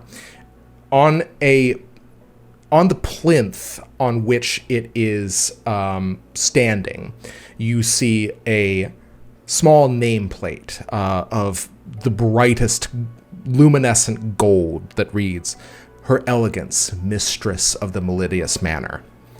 And past her, almost over as if she is framing this doorway, is a massive double door. It is probably about the width of 4 people standing side by side, with thick doors that need to be pulled to open out. And not only that, the doorway is shifting again very lightly, but the doors themselves are made of filigreed gold patterns that seem to shift, but underneath that gold filigree is a almost like lacquer black wrought into the wood. Duncan has taken a path to the left of the top of this grand staircase and is pawing at the door. Father, here. Good boy. All right. And Maurice runs right next to him and looks back at everybody. Okay. What do you guys do? Through the door? All right. You open the door easily enough, and you find yourselves in a very strange but very kind of awe-inspiring room. It is this massive dome-shaped chamber. And the thing that is most striking to you is as you look up to the ceiling, you see a perfect picture of the night sky as made through mosaicked tile that is painted elegantly as constellations seem to whirl and to change. That is the first thing you see as that grabs your attention, is that kind of like light diffusing through the mosaic. But at the heart of the chamber is this massive astrolabe that is at its center is a gigantic telescope on which there is a seat one may sit in order to kind of look through and observe the ceiling itself. There are massive sun-shaped patterns all around the walls. There are a number of shelves of books, all of which seem to be have at just numerous shelves that circle around the whole chamber, as if kind of like built into the walls. And this place seems actually devoid of those shambolic figures. What do you guys do? Maurice goes to pet Duncan, but secures him. Oh. And says, okay, really good job. Now we're going to be careful. Let's look at all the things we can see and count them silently. Indubitably, Father. 1. Silently? Yeah, exactly. The mouth just still starts Does mouthing a dog the numbers. know how to be silent? Yeah. When it's being explicitly asked to do something. I will say that I will say that as if almost through some sense of imparted by these lips, the dog is mouthing the numbers. What do you guys do? I'm going to go over to the telescope.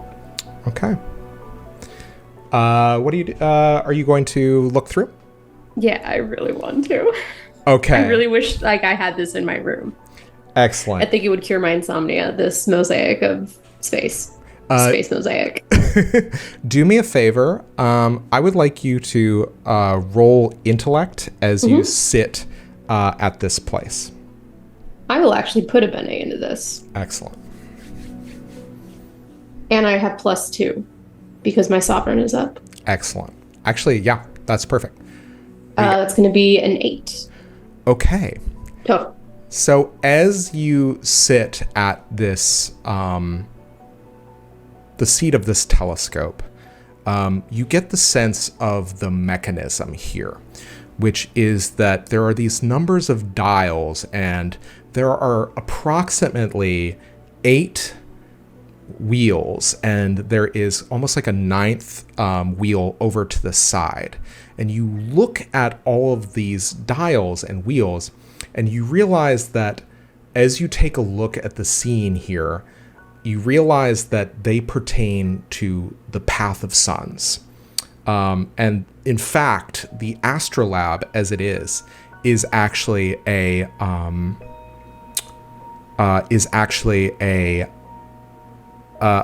representation of all of the suns in the actuality. Several of them are turned to the light side, and several of them are turned to the dark. However, when you look through the telescope, the thing that you notice first is you realize that you are looking into the silver sun. And the telescope is following a figure as it attends its duties through that sun. And that figure is immediately recognizable to you, because you remember seeing him larger than life, larger than any being you have ever encountered before, and you recognize Tharim, the warden of the Silver Sun. The telescope seems to be following him.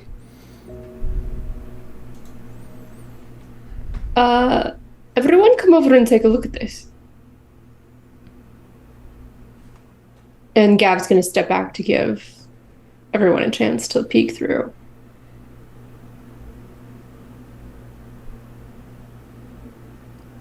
That's the rim, right?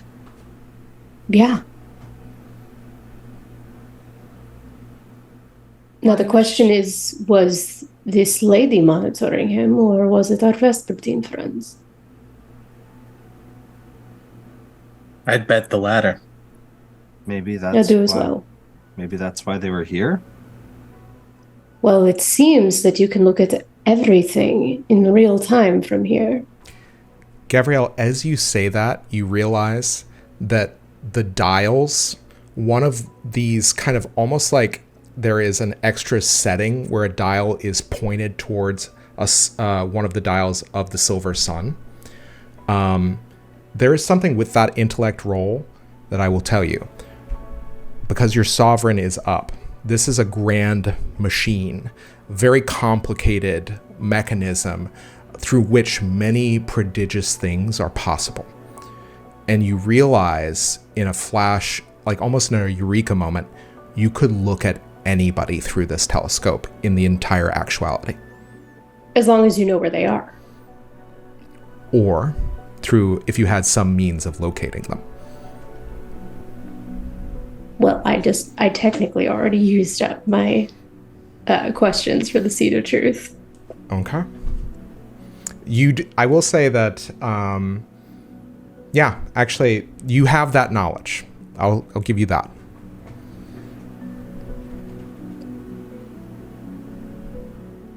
I'm looking at the mechanics here. I'm not seeing any puzzle pieces. Duncan, Mm-hmm. any clues? Yes, Father. And you see Duncan kind of jump up and start pawing the dials on the Astrolabe. It seems to be here. Oh.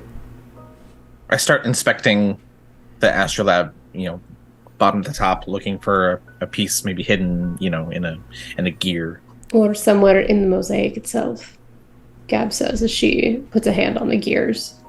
I think while y'all do that, Kyrrie is going to go take a look at the books and see if she finds anything of use over there. And I think particularly as a librarian, she's trained not just to look for titles and authors, but the actual condition of the books themselves as an indicator of which ones have the most wear and use, assuming that this is the lady's library or star library. She wants to see if she was an avid stargazer, what was she reading? What was she looking at most? Yeah, absolutely. Go ahead and give me an intellect roll there. You guys are inspecting. I will tell you this. Maurice, it sounds like you are inspecting the gears and the wheels and the dials there. And Gavriel, you are inspecting the mosaic. So you guys give me perception rolls. Twig, are you doing anything? Twig is... I would like to use the spell Scent of Magic. Okay. Excellent. Read that spell for me and tell me exactly what it is you're looking to ascertain. I think similar to how Duncan is snorkeling around, I think Twig is thinking the same thing. And also specifically, I would like to investigate the telescope as well. Okay. But for a moment, I gain the ability to sense magic by its unmistakable and unique odor. Okay. Not only can I sense the presence of active magic near me, but I can use an action to examine a specific magical effect or item. I can also identify it. Okay. That's another card pull, right? Yep. and I've just pulled it. This is the driver, the defender of mysteries, rats, mirrors, and stone. Impetuous travel, forward motion, and speed, always moving forward. Sometimes there is no other recourse than to simply get away. Escape is often the best option, and the best escape is a quick one. The driver is the defender of the mysteries family. She protects by enabling others to get away. She carries them back to safety, always moving forward. There is nowhere she cannot go if she is behind the wheel. All right. So you are trying to observe the telescope. Give me those perception rolls. The defender, remember, gives you +2 to your roll if that's of your family. Okay. All right. So it is not of my family, so a +1. Okay, cool. For a total of a +4 on the roll, which is pretty good. Wow, that's the most artfully cocked dice I've ever seen in my entire life. Uh-huh. It literally landed in a loop on the headphone cord. Mm-hmm. Oh, yeah, fuck you. 13. Okay, 13.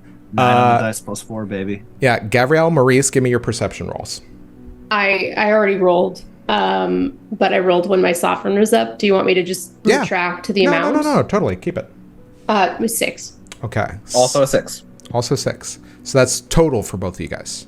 Yeah. Okay. Well, for me anyway. And finally, Kyrrie, give me that intellect roll. Okay. Now my defender is up, so +2. Mm-hmm. That is +1 +2. Math. 9. Okay. 9. Okay. So, all right.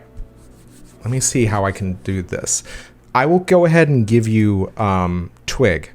The telescope is a fantastically powerful object of power. It allows divination and the ability to see through all of the actuality, anything that the user so desires, as long as they know where they're kind of like pointing the telescope. And that corresponds to the dials. The dials can be, can turn the suns of the Astrolabe so that they are on the dark or the light side. And you also can tell that you can set a dial that allows you to choose one of those suns or one of the dark sides of the suns as your purview, or as the kind of range of the telescope, the domain or the field. At the same time, you realize that there is a spot on this dial that seems disused. The thing that you realize is it is a dial for a 10th sun. Pardon? There is a dial for a 10th sun on this telescope. The other thing I will tell you is, so make with that what you will.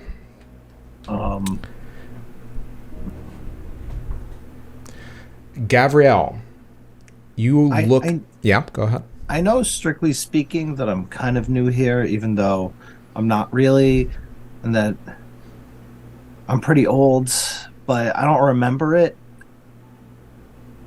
Is there a 10th sun?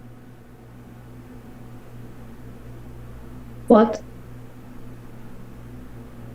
Because it's what? It's like red, no orange, green, blue, silver, pale, indigo. Right. Is there an orange sun? Am I missing something important here? Gray. Can I Ray. roll to know the answer? I will tell you this. Let me narrate everybody's kind of Goals. experience real quick. That's 9. Where's number 10? So you know that the 9th sun is the invisible sun. Basically Vislae's kind of protective aura of the world. You do not know what the 10th sun kind of refers to. I will say Twigg off the bat. I'll keep in mind that 13, however.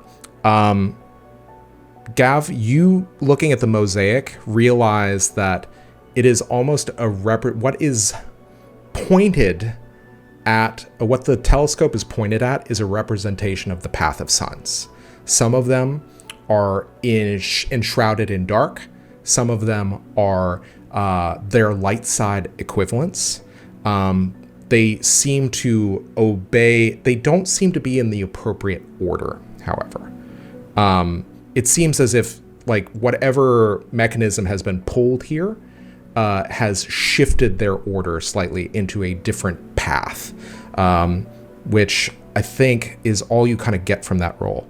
Maurice, as you kind of play with one of the dials, as you're looking at everything, you watch as one of the representations of the Path of Suns at the top, I'm going to say you kind of play with the blue dial, shifting it from dark to light, and you watch as the blue sun represented in the mosaic turns into its light side equivalent.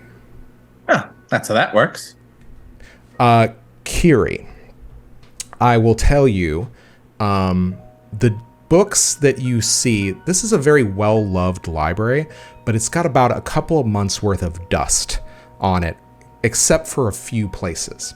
Now, most of these books are dealing with knowledge of the Gold Sun, knowledge of change and metamorphosis, topics pertaining to metamorphic or transmutative magic. The thing that I will also say that you spot, however, is that a number of volumes seem to be missing from the library, but there seems to be an entire shelf dedicated to the Silver Sun, one of which is pertaining to Thyrim in particular. The Silver Sun Warden, Ward of Creation. Sorry, the entire shelf is about him, or the entire shelf is Silver Sun? The entire shelf is about Silver Sun, but there's one very prominent book.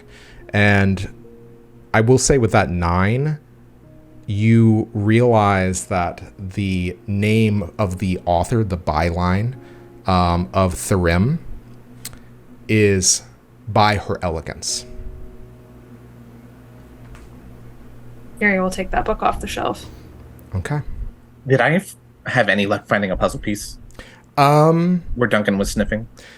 Duncan is sniffing all over the dials, as if there is something basically kind of pervasive in that area. Gav will say, the suns that are out of order. And Maurice flips the blue from light to dark to light. Oh, that didn't do that. If we put them in the correct path, maybe the puzzle piece will reveal itself. Sort of how we put the forks in order. And I think Kyrrie holds up the book. It seems like perhaps it's not the Vespertine who's been watching Thyrim. It seems Her Elegance was something of an expert, enough to write a book. Oh, Maybe creepy. If we look at the silver, or the dark and light side of the silver specifically, once the suns are in the right order. Oh, hold on. I mean, we don't know if Her Elegance was Vespertine, right? Suppose we don't. The house remembers her presence as happier times, though. Twigg, there was a 10th sun dial? Yeah. I don't know what that's about. That wouldn't be the void, right? I don't want to touch it to find out. Hey, I will. Good. Just click, click, click, click, click, click, click, click. Okay. I need to turn a card. Right. Love that for me. Twigg, I will say, however, that the telescope, the color of the magic of it is indigo. It is illuminating. Okay. All right. Very much feels like that opening scene in Mulan. Now all of China knows you're here. Oh my gosh. Okay. The Inevitable Cataclysm. Wow. It accentuates gold. It weakens silver. Visions. You had to touch it. Vision swans, blades, and water. Meanings, bad luck, endings, inevitability, breaking a relationship. While we fear the cataclysm, it is inevitable. We cannot prevent it. The end comes for all things eventually, and we cannot stop it. The earth quakes, the seas advance, the sky falls. Fire engulfs everything. We can try to survive it, but that's likely the best we can hope for. An optimist might try to say that the cataclysm can be cleansing and just change things for the better. But the inevitable cataclysm really isn't about that. It's about endings. It's difficult to see this card turn as a positive one. Towers. Well, thanks for joining us, everybody. And rocks I fall know and everyone somebody died. who likes the cataclysm. Towers topple, creatures die. Everything has an ending. I gotta pull a hard move, guys. Yeah. Really. You watch as you turn this dial. Gavriel, do you look through the telescope as I was already doing that. you see through the view of Thorim change, and you find your gaze glancing at a field of view, a field of vision that is entirely coated in darkness. And then something stares back at the dark, back at you through the dark. And Twigg, you watch as a seam in reality, a tear begins to open. And Duncan begins barking wildly. There is no human voice attached to this barking. It is panicked barking.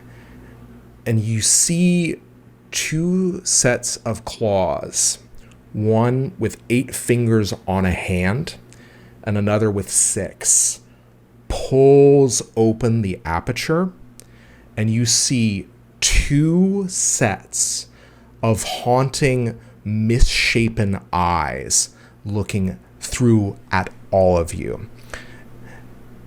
And you see 2 ogre-like, shifting, horrifying heads snap to look at Maurice as they seem to be sniffing the air, and their attention follows you. And we're going to move into action mode. Change the dial, change the dial. Twig, change the dial. I need to put on some battle music real quick. All right. I'm going to tell you this. This thing reaches and pulls back the seams of reality, opening an aperture for itself. A third arm reaches through, motioning to grab you, Maurice. However, it is going to get an attack on you. There is nothing to stop that. It is going to attempt to grasp you. The Soul Devourer reaches forward, and I need you to make a dodge roll with challenge rating 6, and you need 2 successes to dodge it. Okay. Off the top, do we know if is that a movement bene? I think that would be a movement. That is bene movement. to boost a dodge. Yeah. I will say this, high is really good right now.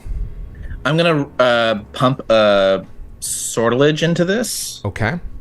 And spend a bene. Does that works on both rolls, right? Yeah. I will say this. You can do both because you have that secret. Hell yeah, I do. I will say this. The Inevitable Cataclysm is up. If you have gold magic, it's strengthened. Silver is weakened. And you do not have the malaise, so you can spend sorcery as normally. Tell me what you roll. Oh, what's that rule for spending sorcery on a regular roll? Or I don't know if you have that. okay. I rolled a 5 on both dice and spent 1 bene, so that's 2 6s. Okay. You see this thing reach out to try to grab you. You jump back as you just hear Duncan yell, "Father!" And I think what happens is that hand that reaches out. Duncan latches on with his teeth, and it just pulls back reflexively as both faces lean forward and leer at you hungrily. A sea of teeth in these two separate mouths. That is its action. You guys decide how you want to move. Let's fucking dance. All right. Away is how I'd like to. Yeah, if you want to avoid its grasp and try to get away from the aperture, you may totally do that. What would you like to? Yeah. Yeah, just beat tail and maybe get behind the Astrolabe and yell to Duncan to get to safety. Like, go to the door. Okay. At which point, Duncan reflexively follows you. All right, who's up? I'm gonna instinctively fire a shot. Okay. Go ahead and tell me, remind me, what do you roll with to start? Well, this has been a long time since I've done this, folks. So I've got marksmanship. I have a +1 to my rifle. I'm also going to whisper an assurance to my weapon, which is going to give me +1 for the rest of the combat encounter. I'm going to pop a sortilege, which is going to make this a telestic strike. Okay. Yeah, that's fine. I also have Exultant Warrior, which is going to give me another +1 because I forgot to write that down. It gives me an extra plus with a weapon of my choice, which is my rifle. So it's actually +2, not +1. All right, cool. Yeah. So that in total. Oh, there's math involved in this. Okay. We're starting with 3 points already for the initial roll to attack. Okay, so go ahead. You are going to want to, you're rolling sortilege, so you have 2 dice at least. You are going to want to hit 6 twice. I lied. It's 5 points. I forgot my marksmanship. Okay, so you want to hit 6 twice while this thing is still obscured by the aperture. All right, well, I said I was popping the sortilege, so we're already good to go with that. Okay. Yeah, so you just do not want to hit a 0. Yes. Well, good news, I did not do that. All right, 7 on the dice means 12. Okay. Did you roll 2 dice? I did, and that 7 was on my magic dice. Awesome. Okay. You fire this thing. How many points of damage does that do? Yeah, 1 second, because math is fun for me personally. It's going to be, Jesus Christ almighty. All right, that's already. I think that's a Soul Devourer. I've got lethal lore, so that's 3 and 4. It's already 7. I've got Telestic Strike up. Isn't math fun, folks? I wish I did this faster. I'm so sorry. You're 9 good. points of damage. Okay. You hit this thing with 9 points of damage. One of its heads rears back from the shot and then turns. Half of its face is a ruin, and it just looks angrier. Fascinating. Who's up next? Who's doing what? Kyrrie's instinct is contained. Kyrrie knows that tears in reality are very bad, and you don't want those to spread. So she's going to use a beta level spell called Baroth's Binding Grasp. Level 5, +1 die. A creature within short range is blinded and held in place until the spell depletes. It may still attack, just not change locations. Okay. Color is gray, and there's a depletion check each round, 0 to 3. Okay, give me that roll. All right. You are going to want no 0s or 1s. Whoa. Or no 0s. Yeah. That is a 6. Okay. What's the second die rate?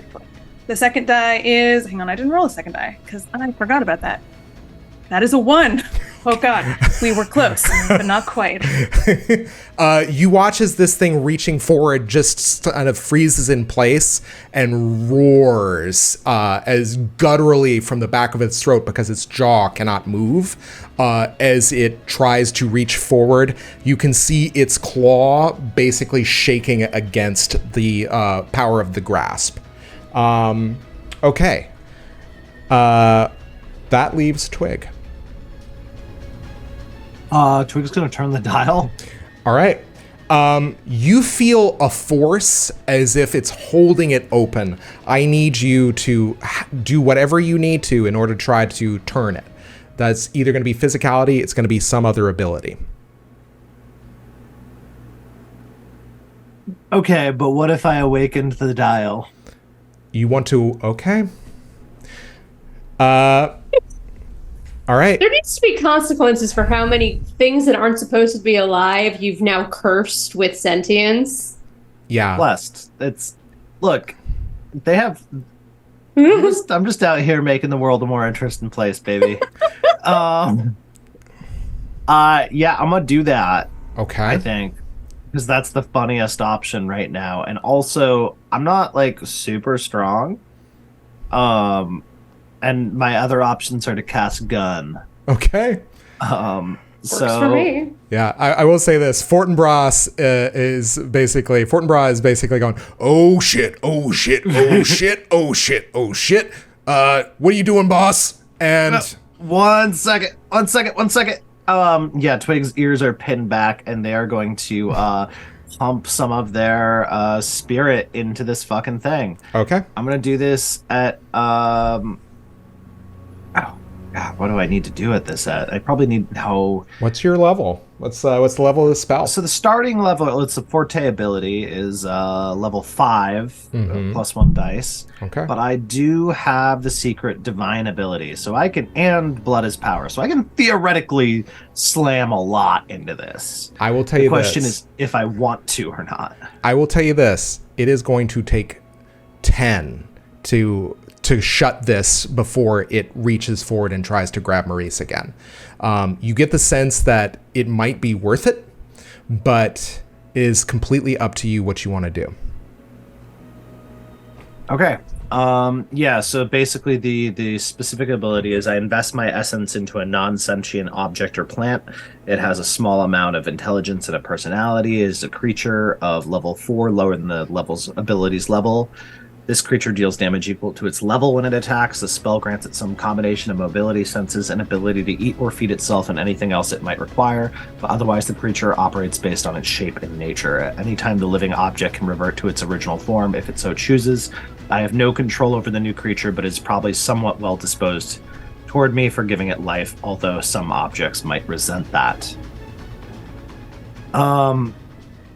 Yeah, okay. I'll let me scroll down to my scratch sheet here. I currently am rocking 10 out of 12 physicality and 7 out of 9 sorcery, so I will slam yeah, I think we just see Twig's face just goes chalk white as blood just gushes out of their nose. And probably a little bit out of their eyes too, which are currently that kind of pale pinkish red. As they jam kind of the raw creation into this thing. Okay. I turned a card for this, and it now lives on the Testament of Suns. It is the Alchemist, the Adept of Secrets, Ravens, Books, and Flame. Its meanings are complexity, transformation, and knowledge. The alchemist seeks transformation, usually in the sense of advancement or enlightenment. She hopes to better herself through understanding. As an adept of the secrets family, the alchemist is, of course, complicated. Her knowledge is deep and vast. Magical processes surround her. Chemicals and substances and the flame that catalyzes them all dance upon her fingertips. But her true raw materials are her own essence and her own soul.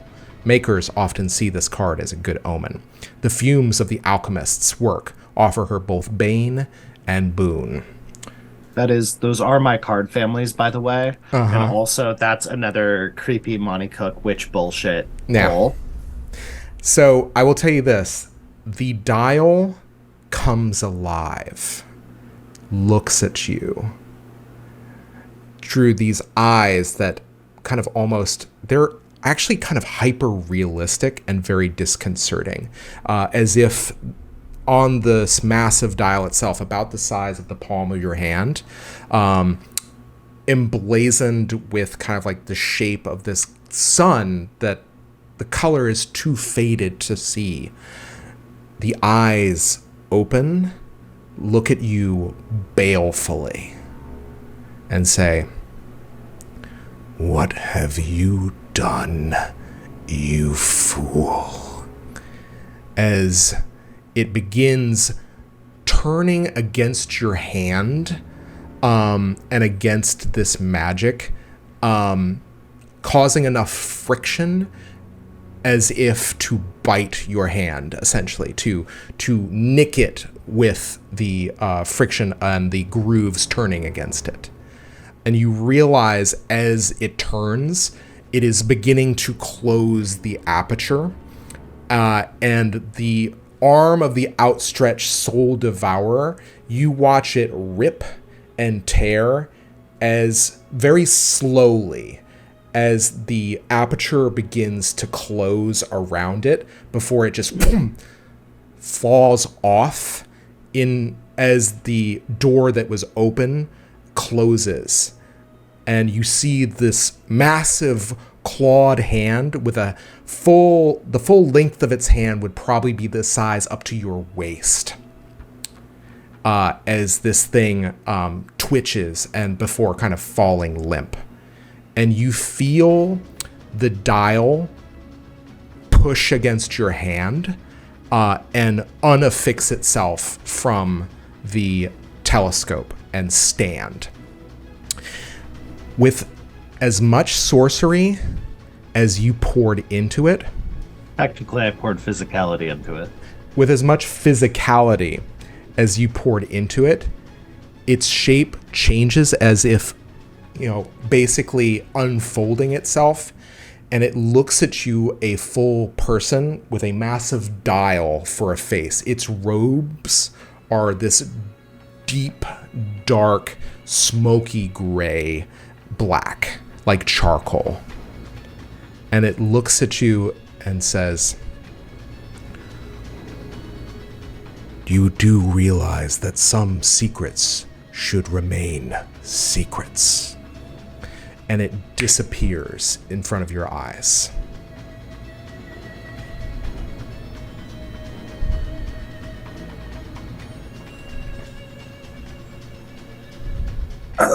So, What the fuck? That I 10th son, huh? Yes, that was the void. Everyone okay? Twig, you're I'm pouring fine. blood again. Oh, yeah. Yeah, I could eat. And Twig kind of toddles over to the, towards the bookshelf. And I think kind of stumbles and almost passes out at one point. I am at 0 physicality, by the way. I think Kyrrie is immediately going to pull pulpy romance novels out of her bag and go, not the ladies' books. Here. We have food at home.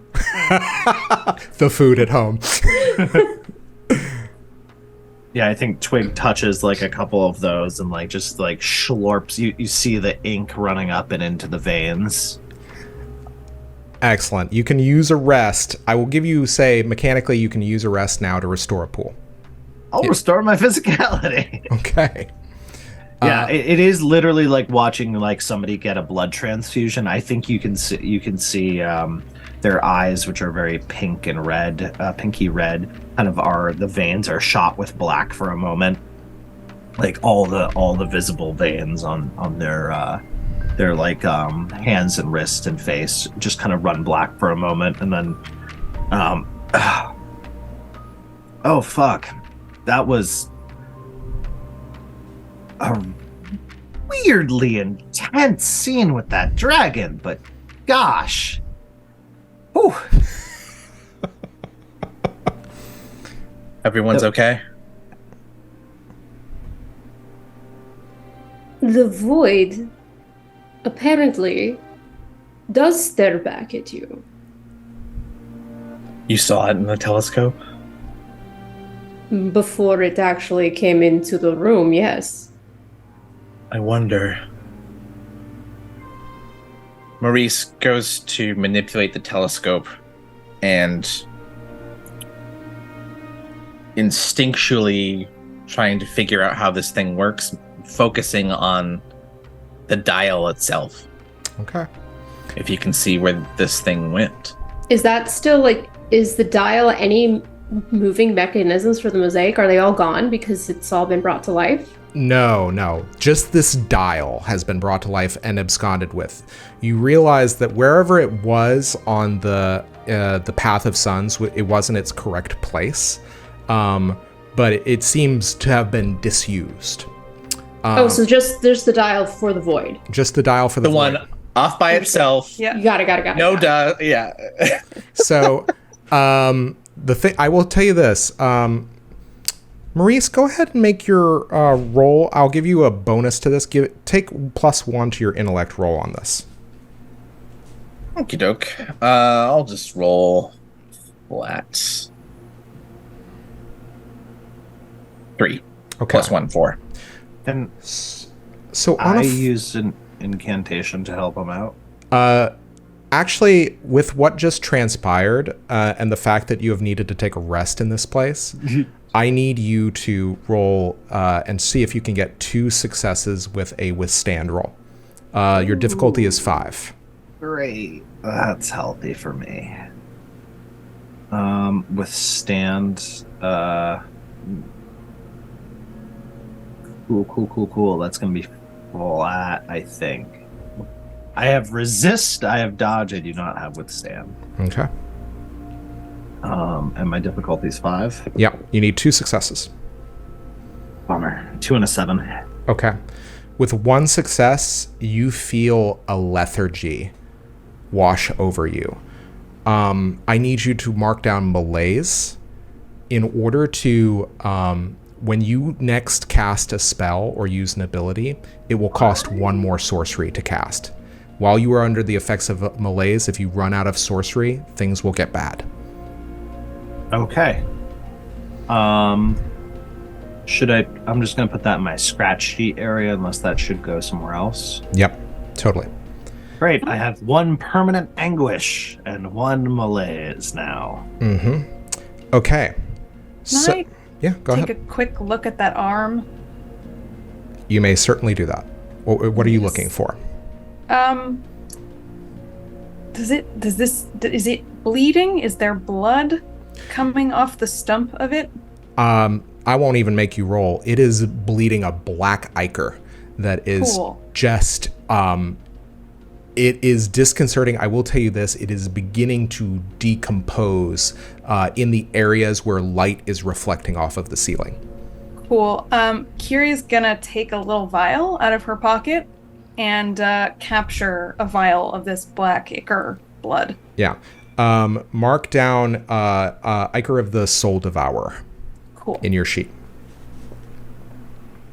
And you watch as the places where the light touches the arm, it just burns away.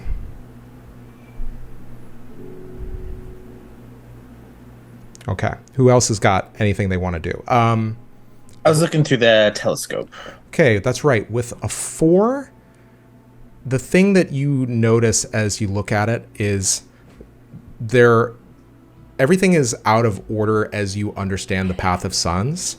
And things are not turned necessarily towards the right, towards like a particular bend or kind of path, whether it's like the light side or the dark side path. So the question is, or the night side rather, the question is, you feel like these things could be reordered and with the dial kind of shifted around. Where the that void dial is missing, you just get a sense that this was something that you could choose to look at, but it was almost like, it's almost like when a piece of something is not meant to be employed, it's kind of given like, because of the rules of progressive disclosure, it's kind of further away from your reach. That's kind of what this is it was there just for like insurance in case somebody really wanted to look at something. But I have not managed to. Is the telescope still looking at the void? What do I see through it? You see a kaleidoscopic mix of colors and refracting prisms. The thing that this that reminds you of is when Kieran saw the kaleidoscopic void open up when Mott tried to destroy the paint engine facility. You get the sense that that is where it kind of like defaults to when it is not looking at anything else. He gets up from the telescope and says, well, that didn't work. All right. So, you guys have witnessed this tear subside. The arm is decaying into nothingness. You've managed to kind of grab that ichor. What is everybody doing in this moment? Is anybody have any outstanding questions, or is there anything that I needed to resolve real quick? I want to use my puzzle-solving abilities to fix this Path of Suns. I think Maurice will ask, do you think they all need to be on the same light side or night side, do you think? Well, we can start with one and see if there's a different order to it. But I think the logical thing is to just put it to the regular Path of Suns. What do you think, Duncan? I think Duncan's actually a little shaken. I think I love you, Father. I'm so worried about you. Come here. Oh, It's Father, okay. yes. And It's okay. what was it? Am I the good boy? The goodest. I'm the goodest boy. And you just see Duncan snuggling his dad. All right. So how do we put these in order? This flips the night side. You get the sense that There's a panel, isn't there? Yeah. Like a thing that moves them? you get the sense that the dials themselves can turn between the light and the night side, and you can actually reorder the dials to be in the appropriate order of whichever you'd like to see in the mosaic. The correct order is what I want. Okay. The not out of order. Yes. Starting with what you know, you move the silver sun into place, you end with the pale, and you begin by process of elimination to move things. The gray sun actually ends up just being so close to indigo, and then blue, green, gold being the second to last. You kind of move it into place. And so you have moved everything into the place of the Path of Suns into which you are usually accustomed. What else do you do? Is there anything else you care to do? Wait for something to happen. As you kind of shift the suns back to their light side, who is looking through the telescope? I will. So I think Maurice and Gav were by the telescope and Astrolabe to begin with. As you kind of shift it to back to the path. Sorry, I interrupted somebody. Go ahead. Oh, I think Twig's just kind of crashed out on the floor, resting for a second, digesting some trash romance. Okay. There is a marker where you can push the dial to a particular sun if you would like, Maurice. There's like a marker that can highlight a particular sun. Is there anything you select? Where to, Gav? Who's on the gold sun? Can we look at ourselves? Boop boop. You shift and you see in the mosaic of the sky, or of the Path of Suns, the gold sun illuminates and effulges brighter. than the suns neighboring it. And all of these changes have corresponded to shifts in the mosaic above you. Gavriel, I think you just see... What is your intention? You're trying to look at yourself? I'm trying to see if this puzzle piece potentially that we're thinking we're looking for might have been hidden in the manor, in the mosaic. Gavriel, you just see a view of basically almost a top-down view of you looking at yourself. But I don't see the puzzle piece. As you turn your face to look back at everybody, you guys see emblazoned over one of Gavriel's eyes is a golden irised eye. And almost like very lightly stenciled over top of it is these markings very akin to a jigsaw piece. Well, I couldn't find anything, so maybe, Maurice, you want to take a look at it? Oh, no. What? It's on your face. You got Duncaned. No. I've already got so many things going on with this stupid body. All right. Nice color. Does it look bad? No, Actually, looks great. Is there a way to get it out? very Picasso. I think the only way out is through. Oh, Duncan, where to next? I think also, Does as it you say hurt? this, Kyrrie will open. So the copy of the book about Thorim is written by the elegant lady, or her elegance, right? Mm-hmm. Can Kyrrie turn to the author bio and rip out that page? You may certainly do that. Go ahead. As you turn to the About the Author page, you see that her kind of bio reads as thusly, or kind of like paraphrasing. Her elegance offers, resides in the Golden Sun. She misses her brother Thorim dearly. But is so happy to be his most esteemed biographer. Okay, number one, that's adorable. And number two, Kyrrie will hold up the page.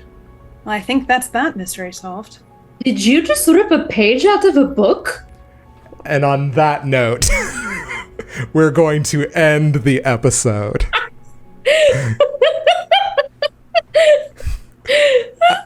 Guys, thanks so much for watching our return, or hopefully in the future triumphant pre-recorded return, but our return nonetheless.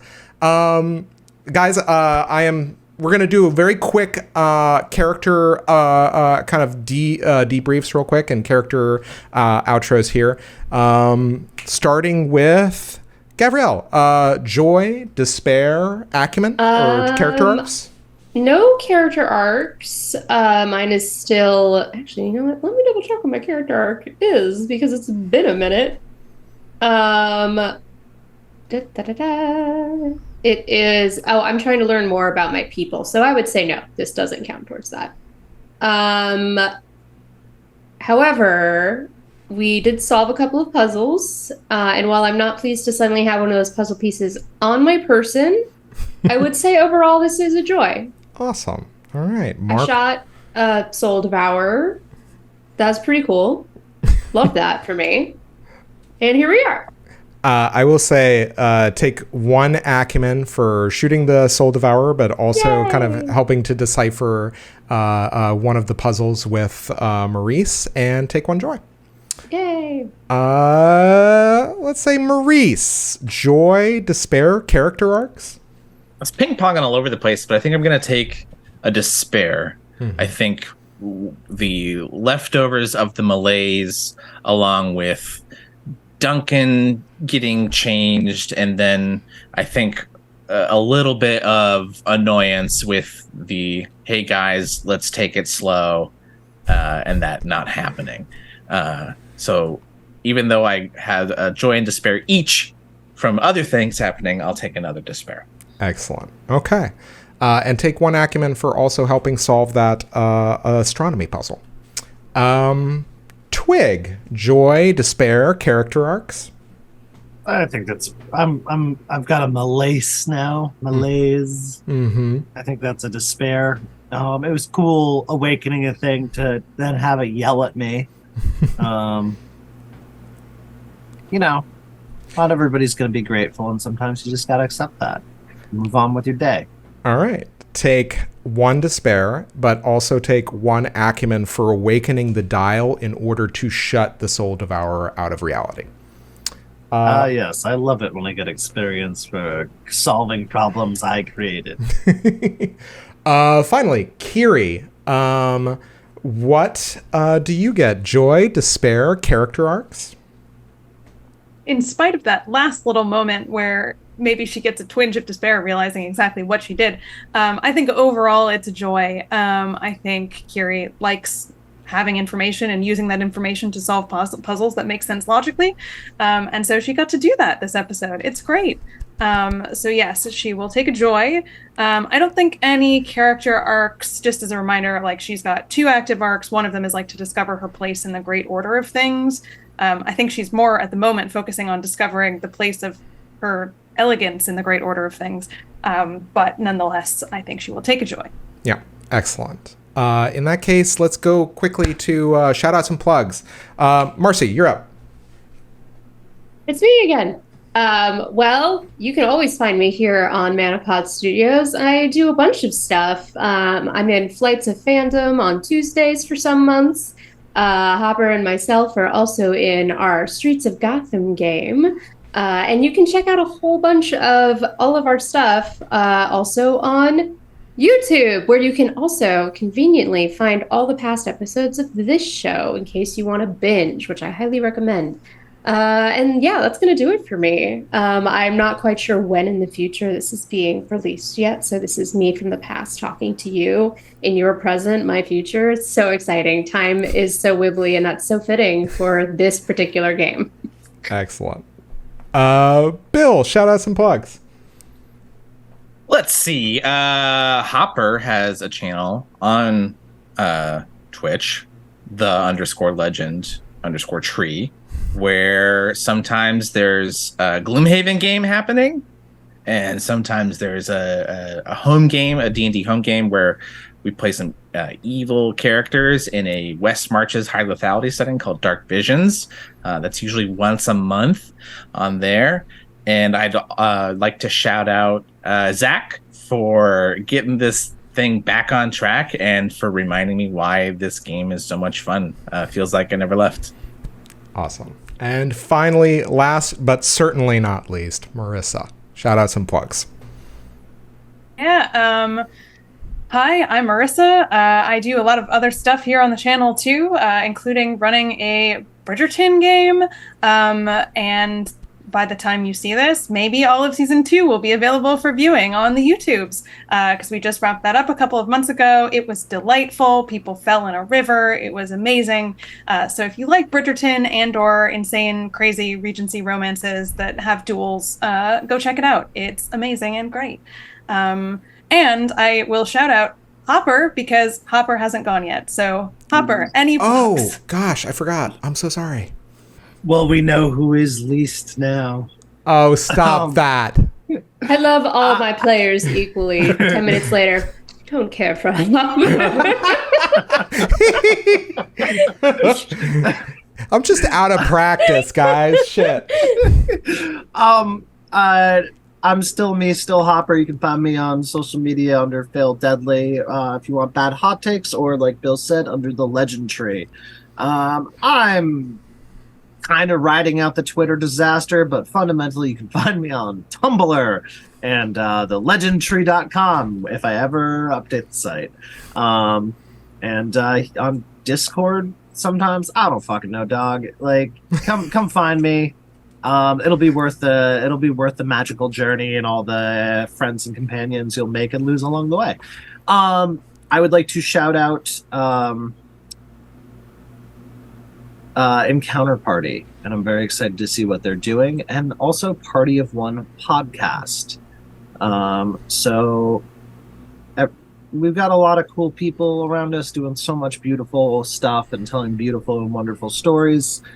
And even though it's July now, I'd like to remind everybody to be gay, do crime, and come find me. I dare you. And finally, I am Zach. You can find me at Great Zamino on Mastodon, Thread, Hive Social, I think, and maybe Tumblr in the future. I don't know. We're gonna figure out. This will be really fun when we look at this and see which of these is still around by the time this is airing. Oh, yeah. You remember when the robot overlords didn't show and rise up and take us over? Ah, the days. Little did you know, this is actually a period piece. So I will go ahead and tell you guys, I'm so grateful to be back. Last shout out I will say to Angel Citadel, who are fans of the channel. Josh and Joanne do a wonderful Patreon. They also are running their own Invisible Sun campaign called the Soul's Direction, which I think is kind of like close to ending. So you guys should check it out when you can. Just a last bit of business. We're very sorry for the hiatus and for the delay. A lot of us were just taking on a lot of real world responsibility. I mean, I got engaged and then I lost a job and then I lost a family member and then I got a job and now I'm about to head off on a trip and we're also moving. Just a lot of stuff happens, and I hope that you guys are cool with coming back and seeing us a little bit later than you would have liked. But we're going to try to make it up by making this super weird and super great. So in the meantime, thank you for tuning in. Take care of yourselves, take care of each other, and may the invisible sun shine on you all. Thank you, and good night.